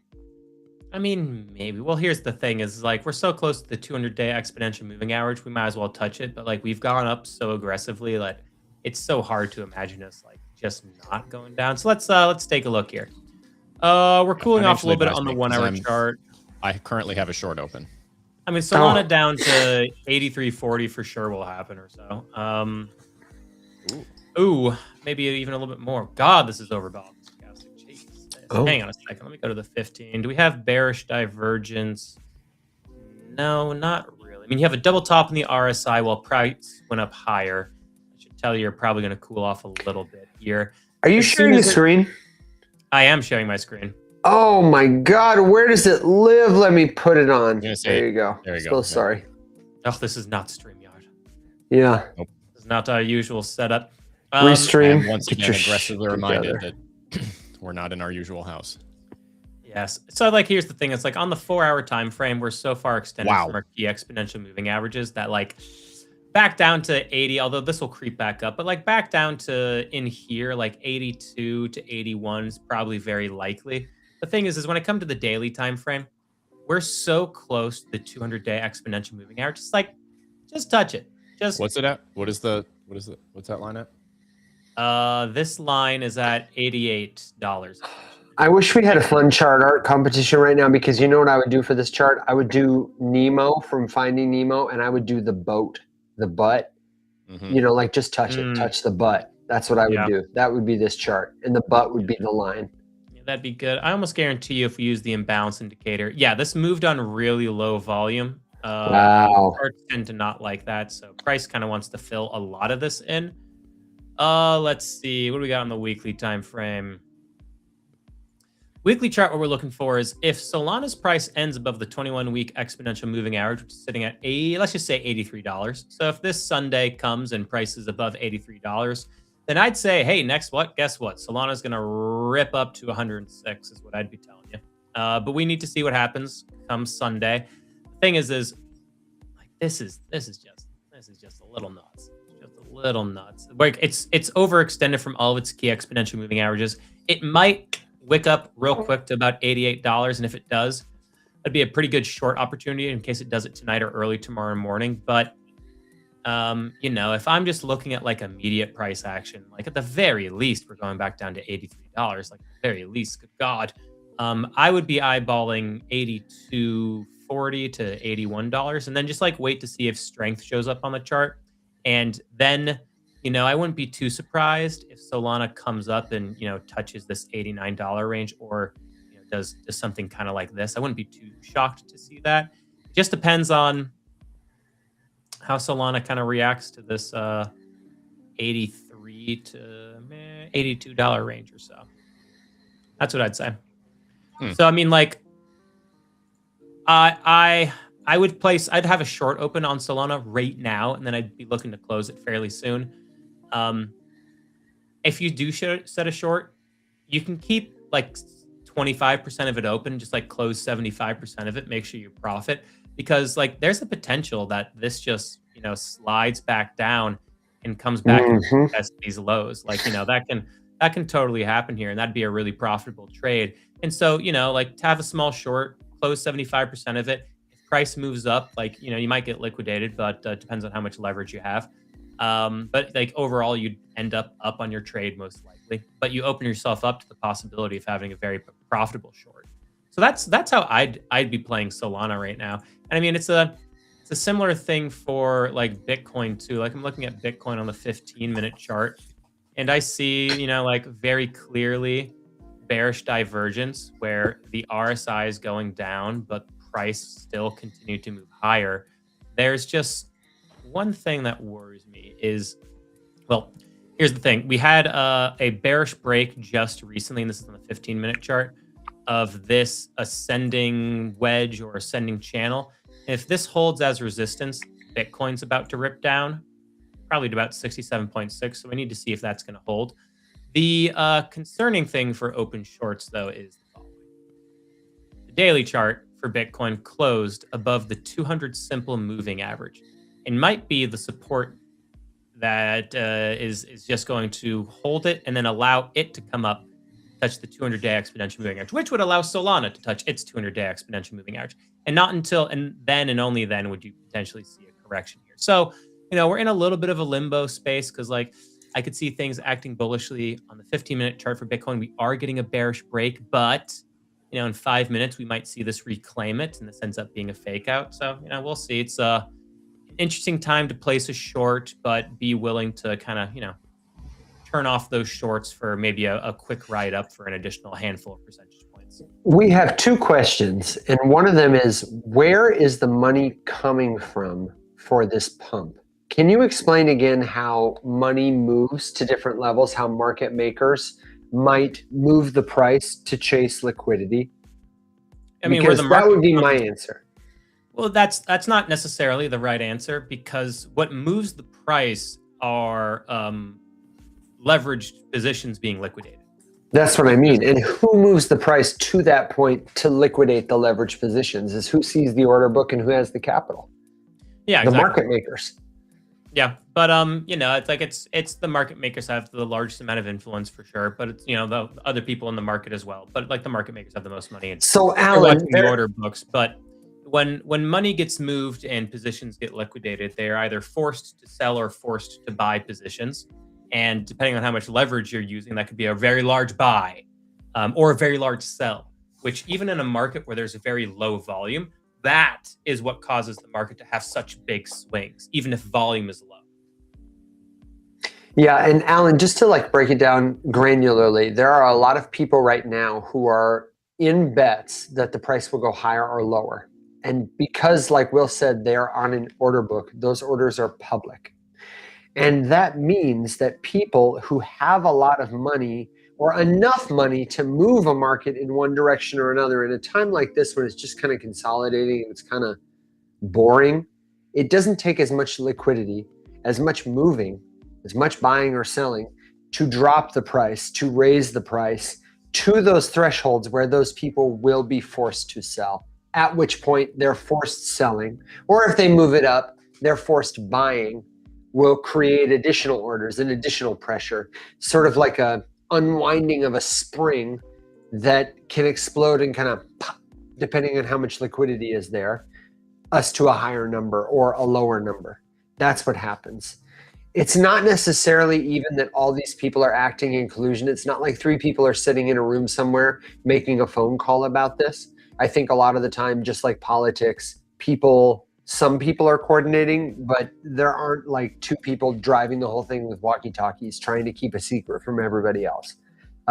It's just the money is the incentive, and the market moves where the incentive is. If Binance or whoever is going to make money when the market goes lower, they're going to do what they can to move the market lower and force people to get shorts, etc. And then the other direction. I think the heat map is a good resource for this, but it took me a long time to understand this, how that worked. I didn't understand how longs and shorts were forced sales at the point of liquidation and how that could create like an amplification of market movement, or how somebody like Binance, somebody like Wintermute, or even private market makers could drive things in that direction. At least for me, it was a difficult thing to grasp. I had to see a lot of charts and hear a lot of people explain it before I understood it. Alan says, thank you. The second question, Will, is, let me go back. Pardon me. Is, oh God, where'd you go? What's tether dominance looking like? I don't know. I have not looked at that. Indeed. Time. No. Oh God, what's the ticker for tether dominance? I never look at it, to be honest. Tether dominance chart. Trading view. What's the ticker for this? It is USDT.D. USDT.D. So the reason why people look at this is you want to see what the flow of stablecoins is essentially across markets. Let's see.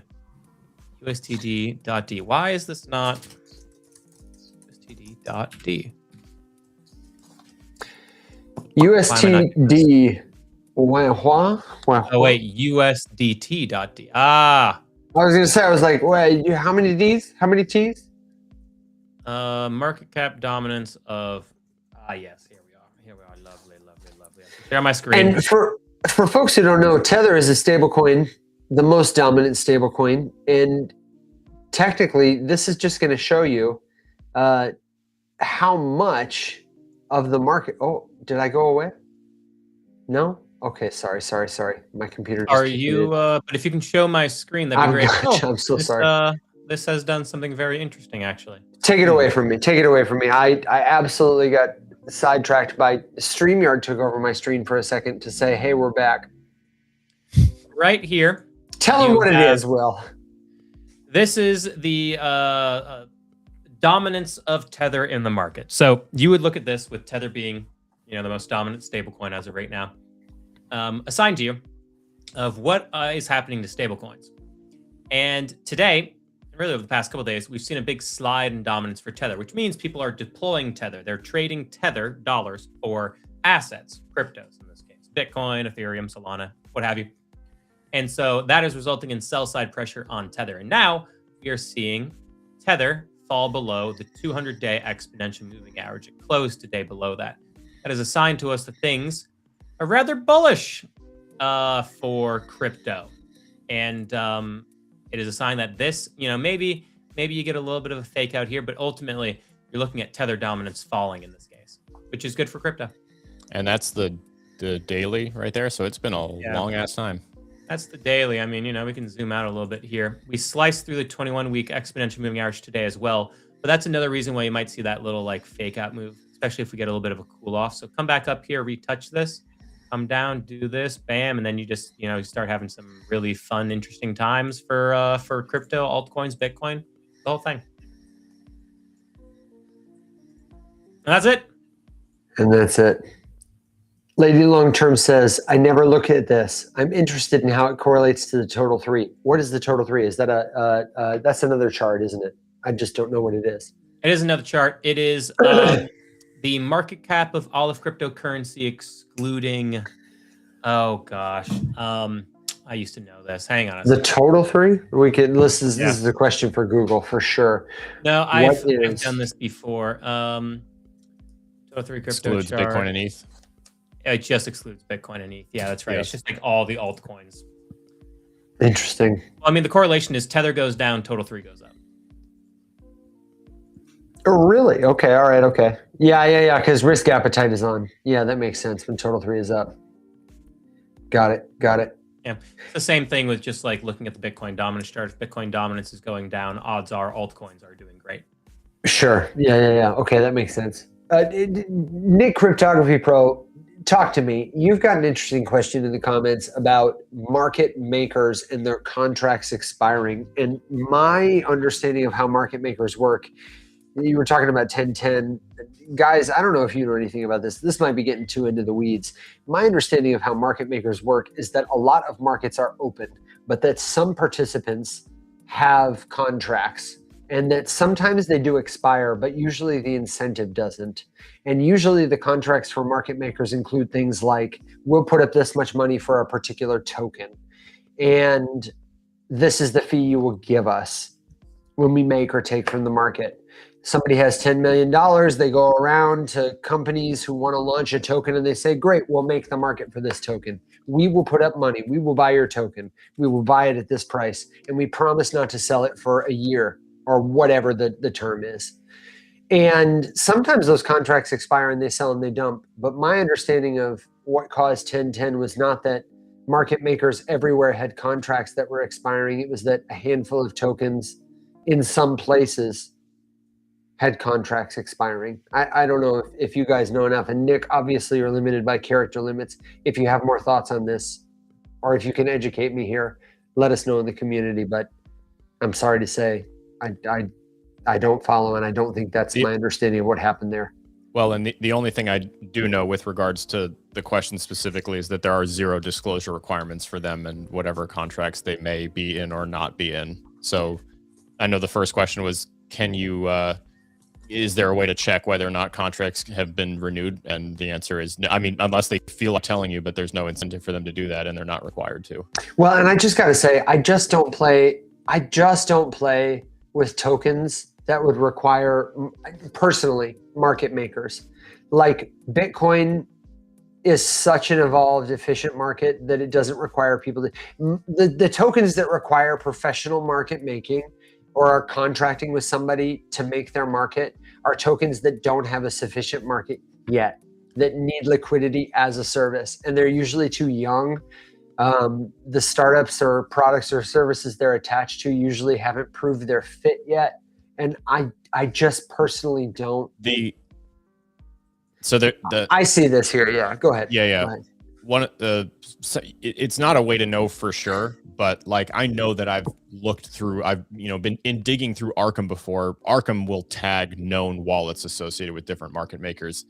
Yeah, that's right. It's a thing that people watch and track, and so yeah, there's like activity gets reported on, but also like in a case where a market maker is interested in keeping things hush hush, the second that like if it was me, I would personally have people trolling these sites like Arkham and flagging like, hey, this wallet has been identified, we need to do something else. And then you would effectively just like let it play out, drain it, abandon it, make up a fresh one, fund it from whatever your funding sources are, and work to kind of or leave it up and use it to mislead people, because people who know they get copy traded have done that before too. But yeah, there are plenty of sleuths who try to put some of those pieces together. And put those things up.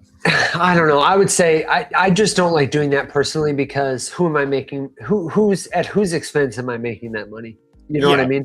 Well, and plus, I mean, if we go back to 2024, who was it? Well, and actually even this year, there have been some like legal quandaries that some of these market makers have found themselves in, and then like things got disclosed as a result of court proceedings for like a lawsuit going through. I know for sure there was a story I'm remembering now from a couple of years ago, wherein I'd have to look and see which firm or which firm that was, because I don't remember. Nick says it's public info. If it's on chain, don't feel bad. Here's the thing: is nobody that I'm playing against really knows how to read a blockchain. You know what I mean? Like if I wanted to make money at other people's expense, I could do it. I would be a bajillionaire, trillionaire. It would be no problem. Trillionaire, obviously not. I'm being silly for exaggerated purposes. But if you want to check into smart contracts, what you're looking for, a lot of the time, these things are not coded into smart contracts. And do you know why? Because they're trying to create plausible deniability, Nick. If I have it coded into the smart contract that you're going to release tokens to me, and then I sell them under the market, and I am on record as your market maker, then somebody who hires me to represent them in a court of law as like an expert witness or whatever, you know what I mean? I'm going to be able to find that. What is better for them if they're trying to obfuscate a crime, and I can't prove this, but I would allege that many of them probably are trying to dump on other people. What they do is they sign a simple agreement for future tokens, a SAFT. And they say, we're going to buy these tokens at this price, and we cannot sell them for this amount of time. And that document goes to them, meaning I sign it, you sign it, your lawyer gets a copy, my lawyer gets a copy. And if somebody wants to find out, they can call your LLC that is owned by my LLC, that is fractionally owned by Alex's LLC, and is residented in the Cayman Islands. And you got to call this 1-800 number. You see what I'm saying? It is obfuscated. It is not on chain.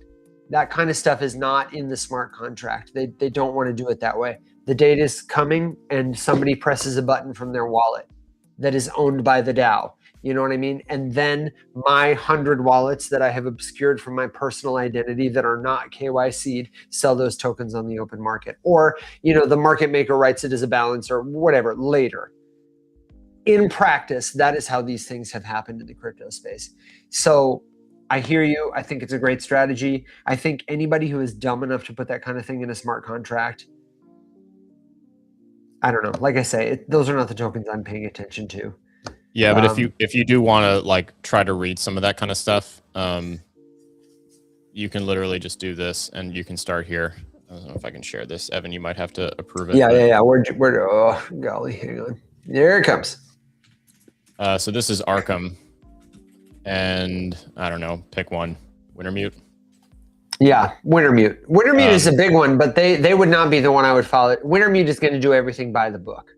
Wintermute is too big to be screwing around like this. No, sure, but I mean, no, you pick, who you're interested in looking for, whatever, and then all of these different flagged wallets and the different things that have been tracked and hacked, including, look at that, different wallets that have been known to have hacked or exploited. Can you zoom in on that, because the text is a little god-awful small. So, for example, here is a wallet that Arkham claims to be associated with. It's an individual account, possibly linked to Wintermute. That is a Polymarket account. It seems to be relatively low activity. Let's find a better one. It's not very interesting. Nick says, you could tell your community what you find if they can't find it. There's signs when Circle prints more USDC. It's not perfect, but it would be 100% alpha if confirmed. And again, yeah, well, I mean, okay, so that's an easy one. When a stablecoin issuer runs a mint, it gets reported on by at least 15 different, copy pasta Twitter accounts, and then barfed up all over the place, and it always gets twisted into some FUD about how they're making money out of nowhere when it's as simple as someone bought stablecoins today. But my point to Nick is like, this is like the Ripple argument all over again. When I talk to a friend at the grocery store and they say, do you think I should buy XRP? I try to help them understand the state of the crypto industry, but where I want to walk them to is, don't you think if every one of my colleagues really who works here, who has access to this information, who knows how to find it, believed it to be true, wouldn't we all be selling our houses to go buy XRP? Yeah, of course. Why isn't anybody who works in the crypto industry doing that, do you think? I would ask Nick the same question. Why don't you think that people aren't doing, like we could do this? We're not doing it because I just don't think it's actionable information, because I don't think it exists on chain the way you believe it does. There are people who take advantage of inside information like this, but mostly they're doing it, I would say, with discretion or illegally. A lot of it is not actionable on chain? I don't think. I'm open to being wrong about this. If it is on chain, that would be a great alpha strategy. Front run the front runners. But Yeah, I mean, but that's the thing. Like the parts you know, it's that are like on saying chain, we should all get a sandwich bot. You know, let's all get a sandwich bot and borrow $1 million and arbitrage it for $1 million a trade. And if it doesn't work out, the transaction will just get canceled. Nobody does that because it's very, very, very hard to do in practice. Well, and two, you just have to It's not remember worth that, it. like even in a world wherein wallets are known and tracked enough to the point where some sort of alpha amount can be disclosed, it seems like it might be a secret, but it's not really. And then also too, you would have to question, like, okay, well, who knows that I have access to this, and then what can they do with that in order to, like, it could be a piece of the puzzle, but I mean, it's one of those things, like, I have a very hard time putting all of my eggs in one basket when it comes to, like, something like that. If you're talking about, like, on a tiny scale, then yeah, the insider action, with like someone launching a meme coin and giving a certain list of people, heads up before something happens for, make sniping easier, then sure, that's one thing. But like something is big. I mean, look at this. This is, Wintermute's certainly not the biggest one on the planet, but we're talking about good, squillions of dollars. You're gonna have to narrate some of this dashboard for me because I can't see it. But Nick, this is something that maybe I can make a more expanded video on. It's honestly not something I feel good about talking about off the cuff when I don't have like Exhibit A, Exhibit B, Exhibit B, Exhibit C on an After Dark episode where I'm tired. I would like to be able to present this to you in an articulate way. And who actually I think would be really good to talk about this is William Quigley. We need to have him back on the show. I just talked to Shirley the other day, and I know he will know a lot of the professional market makers and have insight about like specifically some of the deals that have been done. Or even, who I think about would be good for this is Angie. Angie would probably be good to talk to about this. Yeah. Maybe it'd be a good reason to get her on the show. It's something I would have to sit down and like map out and probably use a whiteboard to talk about. I just don't think it's it's not that on-chain analysis is hard. It's that I don't think, even if you know on-chain analysis, it's the most viable strategy to make yourself money. I don't know. It's pieces of the puzzle. And depending on what it is, I mean, there's a lot of nuance that depending on what it is that you're looking at, it can be extremely effective or it can be misleading.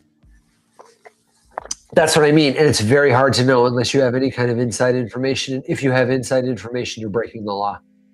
And because it's such a rarefied air of people who would break the law in that particular way, they're going to find you. That's what I think. I'm open to being wrong, Nick. And it's a good question. It's a really good question in the line of inquiry. Oh, for sure. And you know what it did more than anything is it kept me from getting any more gwumps. I really appreciate that. I don't think I've had a gwump in the last 30 minutes. No, you're on a hot streak right now. Alex, it's about that time. It is about that time.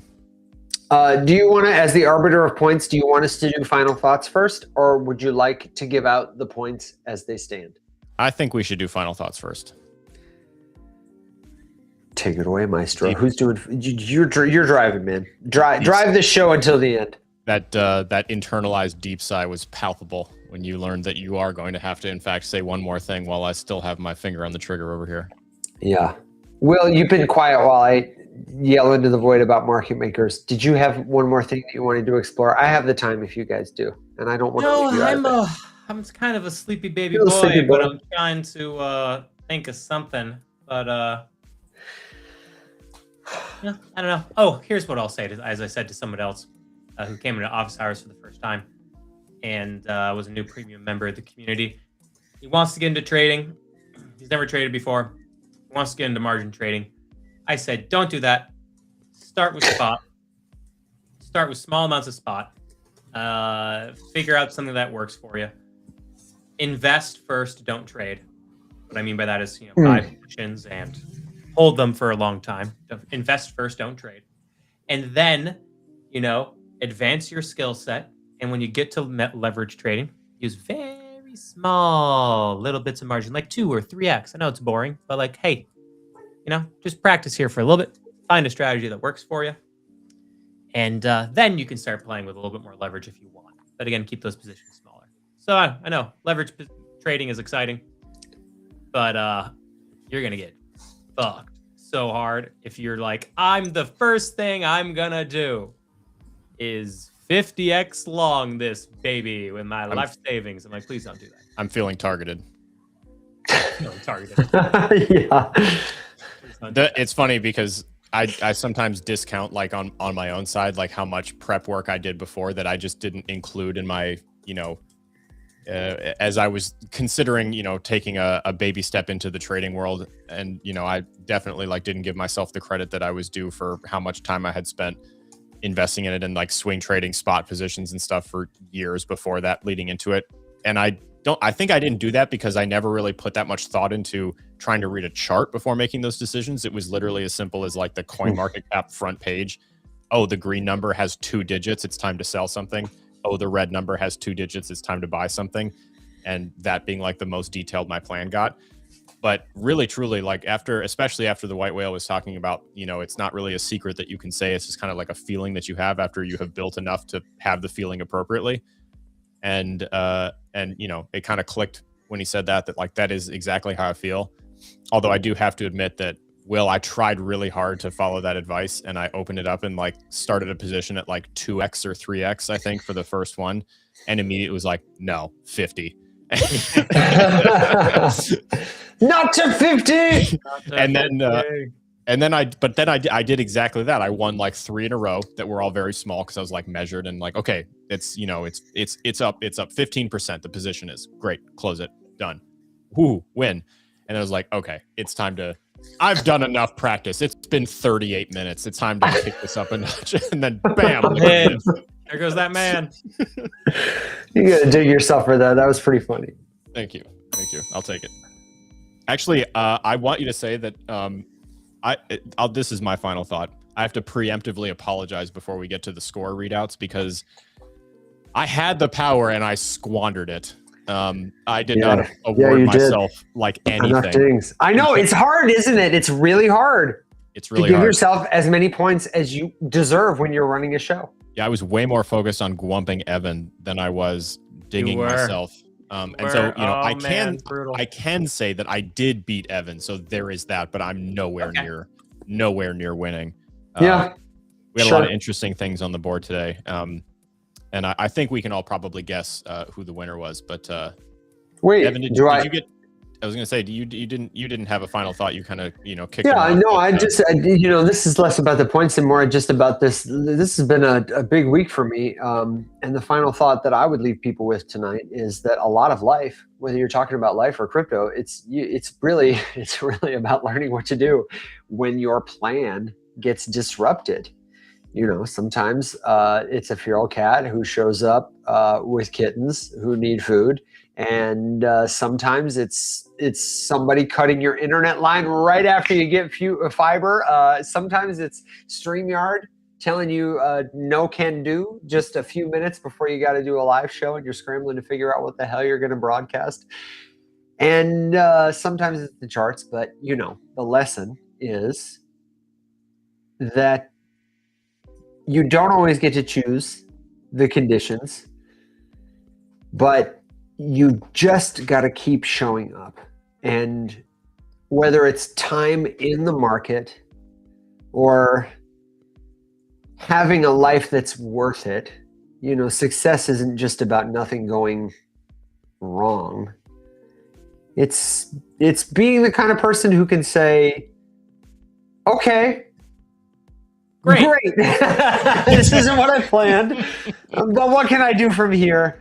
And I appreciate everybody who has given us the space, who showed up, who's asked questions. I loved listening to the show with Ken today, even though I couldn't be there. It was so great. I have loved to see the way that the beacon, which I was saying to Alex the other day, it's so funny. It's taken us this long to offer this kind of thing. I think there's a perception that we're afraid of embracing like trading or, profit or money making or whatever. And that's not it at all. You just come to everything in its own time. You feed what needs feeding. You save what you can. You find another connection. You just keep going. And that's what it means to rise up. So thank you guys for being part of that with me. Thank you for bearing with me while I have had struggles to connect. Let's do it again tomorrow. And please, when we do, join us. That's what I got. Excellent. Well said. So I got a couple dead baby jokes. All right, here are my jokes. I thought for sure Alex was going to grunt me for that.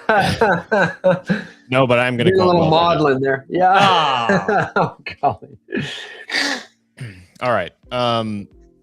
Actually, the other thing that this is a good reminder for us because we're a little overdue and he's been very patient. But friend of the show, Depressive Hacks, I'm excited to get them in here and start getting some assistance in the written content department because they do quite a bit of that.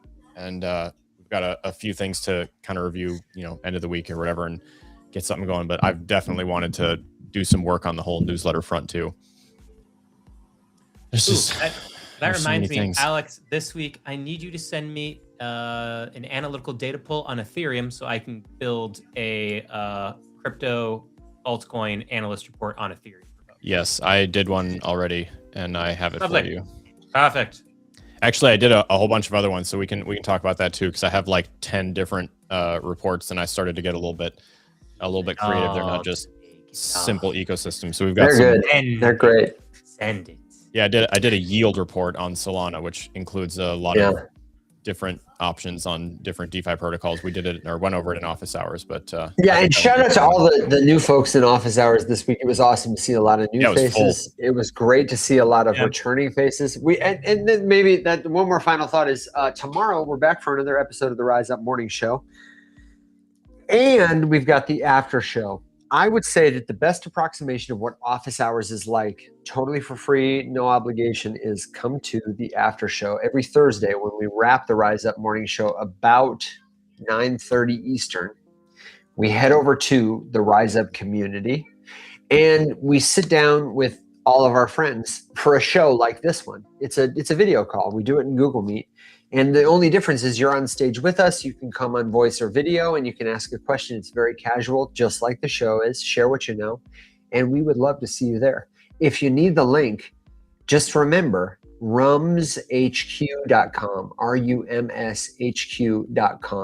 It's the link in bio, wherever you are, whenever you listen. And it is a link tree of all the good stuff. When you get there, you're looking for join the free community. You can ask folks when you get there how to get to the after show, but we would really love to see you there. And we would love for you to join us in office hours. Me and Alex and Will are live every single week to share time with the premium members. They are the very best part of what we do. They're accelerating their learning journey with us. And it's also a lot of fun. Get the free trial. Sign up now while it's $30 a month. It's going to $100 at the end of the summer. And we think it's worth it. The people tell us often it's the most valuable. People tell us often it's the most valuable part of what we do. Believe me, very valuable. But really, we want you to be there. Okay, read me my points. I think I earned like 3 dings. Or as Cody said, perhaps I will win tonight because I have received the most glumps. I've gone so far in the negative that I've come out the other side. So far in the negative. When you multiply a negative number by another negative number, it's actually a positive integer. Thank you very much. Like when you dig a hole to China, but because gravity reverses when you get to the side, it shoots you right back to America. That's what I'm talking about, Will. That's what I'm talking about. Yeah. Looney Tunes. Listen, physics. I gotcha. I can say, Evan, that unequivocally you got more glumps than anybody else. I'm laughing so hard I can cry. Joining you on the Gwump board is Cody. You know what you did. Wow, dude, you and me. Misery loves company. And you know what? Actually, both of you got Gwumped for the same thing. So let that be a lesson to you that while the short guy has his finger on the Gwump button, being taller than you, you can't make. No, you both made short jokes. No. You just got another one, by the way. So that brings your total up to 5 Gwumps, Evan. That's it. That's the net. Come on, man. Those are not gross Gwumps. Those are net Gwumps. Whenever we're talking about Gwumps, I'm reminded of one of my singular most favorite moments on the show, which I forgot about when you asked me, Evan, what are my favorite moments on the show. But it was when that one show we had where Uniswap had more Gwumps than Race. We were like, what happened? How did this happen? How did this happen? I wish I could remember. Did Uniswap get those gwumps for starting a TikTok and immediately botting it to like high hell to where they had like 3 likes on the videos, with, like 200,000 views. And it was like, come on, guys. And This then I isn't think convincing. Uniswap grabs like one of my videos amongst a whole bunch of like other people's did. videos where it's like these shitty crypto influencers. And I was like, most of my content, especially at the time, was teaching people about macroeconomics. I was like, what is happening? Yeah, Why? That episode was actually, it was in our last greatest hits compilation. Troy was just asking for more clues for that episode, but we actually did it in our last greatest hits. I will find the number and share it with you, but it was. Can I get a compilation of all the times that my stomach has hurt from laughing at something? Because I feel like there's been a lot of those, especially recently. Yeah, I think so too. That would be a good one. It did just occur to me that I spent the entire episode drinking, so maybe there's that. Moving on. I didn't write them down in an order, so we're gonna go out of order. That's me too, man. I always have a page at the end, and I have to go. Who's got one? That's why I always have one where I'm like, oh, by the way, so and so got one going too. You know, so let's do some ding shout outs. On the board with dings, we've got Mountain Dow, we've got the Castle from Super Team Ireland, we've got People Over 50. All of you collectively get a ding, and you can take that to the bank. Like I said, but it bears repeating, Cody got a gwump and no dings. I like to think that Cody watched himself get gwumped on the big screen in his Ford F-150, because that would be the perfect way for him to have been sitting here getting gwumped. We've got several dings on the board for SheFi. I've got 3, but I feel like there could have been another one. What is this? Oh, Mama Watt did get a ding today. Oh, nice. The nation of Japan got several dings today with 2, along with Kazakhstan got several early on. And I didn't get to give a verbal shout out, but for real, shout out, because a friend of the show, Azim Khan, CEO and founder of Maiden, has also had experiences in Kazakhstan doing some crazy onboarding. And I got to say, those guys are very into crypto. You might remember, blast from the past, when there was the mass exodus of Bitcoin miners from China in 2020, early 2022, 2? I don't remember. It was like tied around that whole thing where Elon forgot how to use Google, and he said that Bitcoin, renewable energy was less than 50%. It was more than 50%. And then he used that as the excuse to like Tesla's no longer accepting it for payment for cars, even though the real reason, because not a single goddamn person bought a Tesla with Bitcoin. Of course they didn't. Why would you do that? That's a terrible idea. And Kazakhstan was like, hey, miners, come hang out. And a bunch of them did. And so that was super cool. So Kazakhstan got some points. What else we got? Alan is on the board with a ding. I don't remember specifically for what, but you had a couple good ones. So, take your pick of your favorite. And then in a surprise to nobody, the absolute champion with, hold on, 1, 2, 3, 4, 5, 6, with 11 points is our esteemed guest of the night, Anisha. What? Hey. All right, Anisha. She probably had more, but like you said, I missed a couple while I was going back and forth with comments. And wait. Where did we fall? I know where I fell. I fell far. Oh, where did you end up? Well, in the upset of the night, Will and I tied because I just was more focused on gwumping you. But Will and I each on the board with 2 points apiece. And Will, I will rescind the gwump because I don't think it was deserved. And deserved? Who is this guy? That's a thing. Nope. For removing a gwump from me, he gets. Oh wait, no, a ding. Aha! Okay, we had a question real quick about what is the lore of gwump, and I just wanted to share that I don't. Do you know where that sad tuba sound originates? I don't know where it. Just know it's standard on the soundboard. Yeah, well, it's not standard on the soundboard actually. I haven't found it. I had to search for it. I remember the ding is standard. We had actually a taste test sampling of different gwump options, and Evan and I selected the reigning gwump on the board from several different inferior gwumps.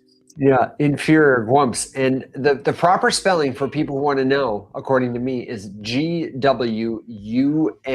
It's gwump, like stump. It rhymes with stump. We have a lot of people who say gwump, like with an O or with an A, which is totally acceptable. I know what you mean. Gwump, but that feels like it needs to be a different sound. I feel like wump is really, it brings you down, and it I've heard it on cartoons. I couldn't even tell you where I heard it for the first time, but it's just a classic sound of like, oh no, something went wrong, somebody messed up, it's a bad day, wump, sad face, wump. You know what I mean? Like a classic expression of you lost I have to a say point. this. Lady Long Term said free version of the soundboard, and I'm not sure if this is what you meant, but that would be an excellent, like, downloadable, like the full suite of Rise Up sounds. I will tell you, we have that widget available, and it was available in the premium Discord back when we ran one. And now that we've brought the beacon back to Discord, it may live there again. I will make sure that we have the sounds available so that when we get the new, Alex is working on a new website to take it beyond the link tree. Thank you very much. And we will have all the sounds you love and some others. I have many, many sounds from the show. I probably have about 100. Could do a sneak peek. Guys, if we don't go to bed, I am walking off this show. I am so tired. Okay. Will, sleep, you know damn well, Will, please. that we are in the 20-minute final thought window. Go sit on the couch with Ricky and calm it down. I'll tell you what, let's do it. We'll do it tomorrow morning, Evan. How about that? We'll put it on the morning show. I'll do a sneak peek. We'll do a little Replit sneak peek. Yeah. That sounds good. Tomorrow, 8 a.m. Because Will Eastern, is and 7 a.m. Central Standard Time, same place as always for all of you. Thank you, Alex, for running the soundboard. Thank you, Will, for staying up late, and thank you, yes, you, for being the very best part of what we do. Wait, I get to do it. I forgot I have the thing. Where is it? Oh no, I don't have cat. Oh, I do. Oh, nice. Until next time, everybody, take care of your cats and cows. Stay safe. Be well, my friends. Rise up. Cody says too late. That's another Gwump, Cody.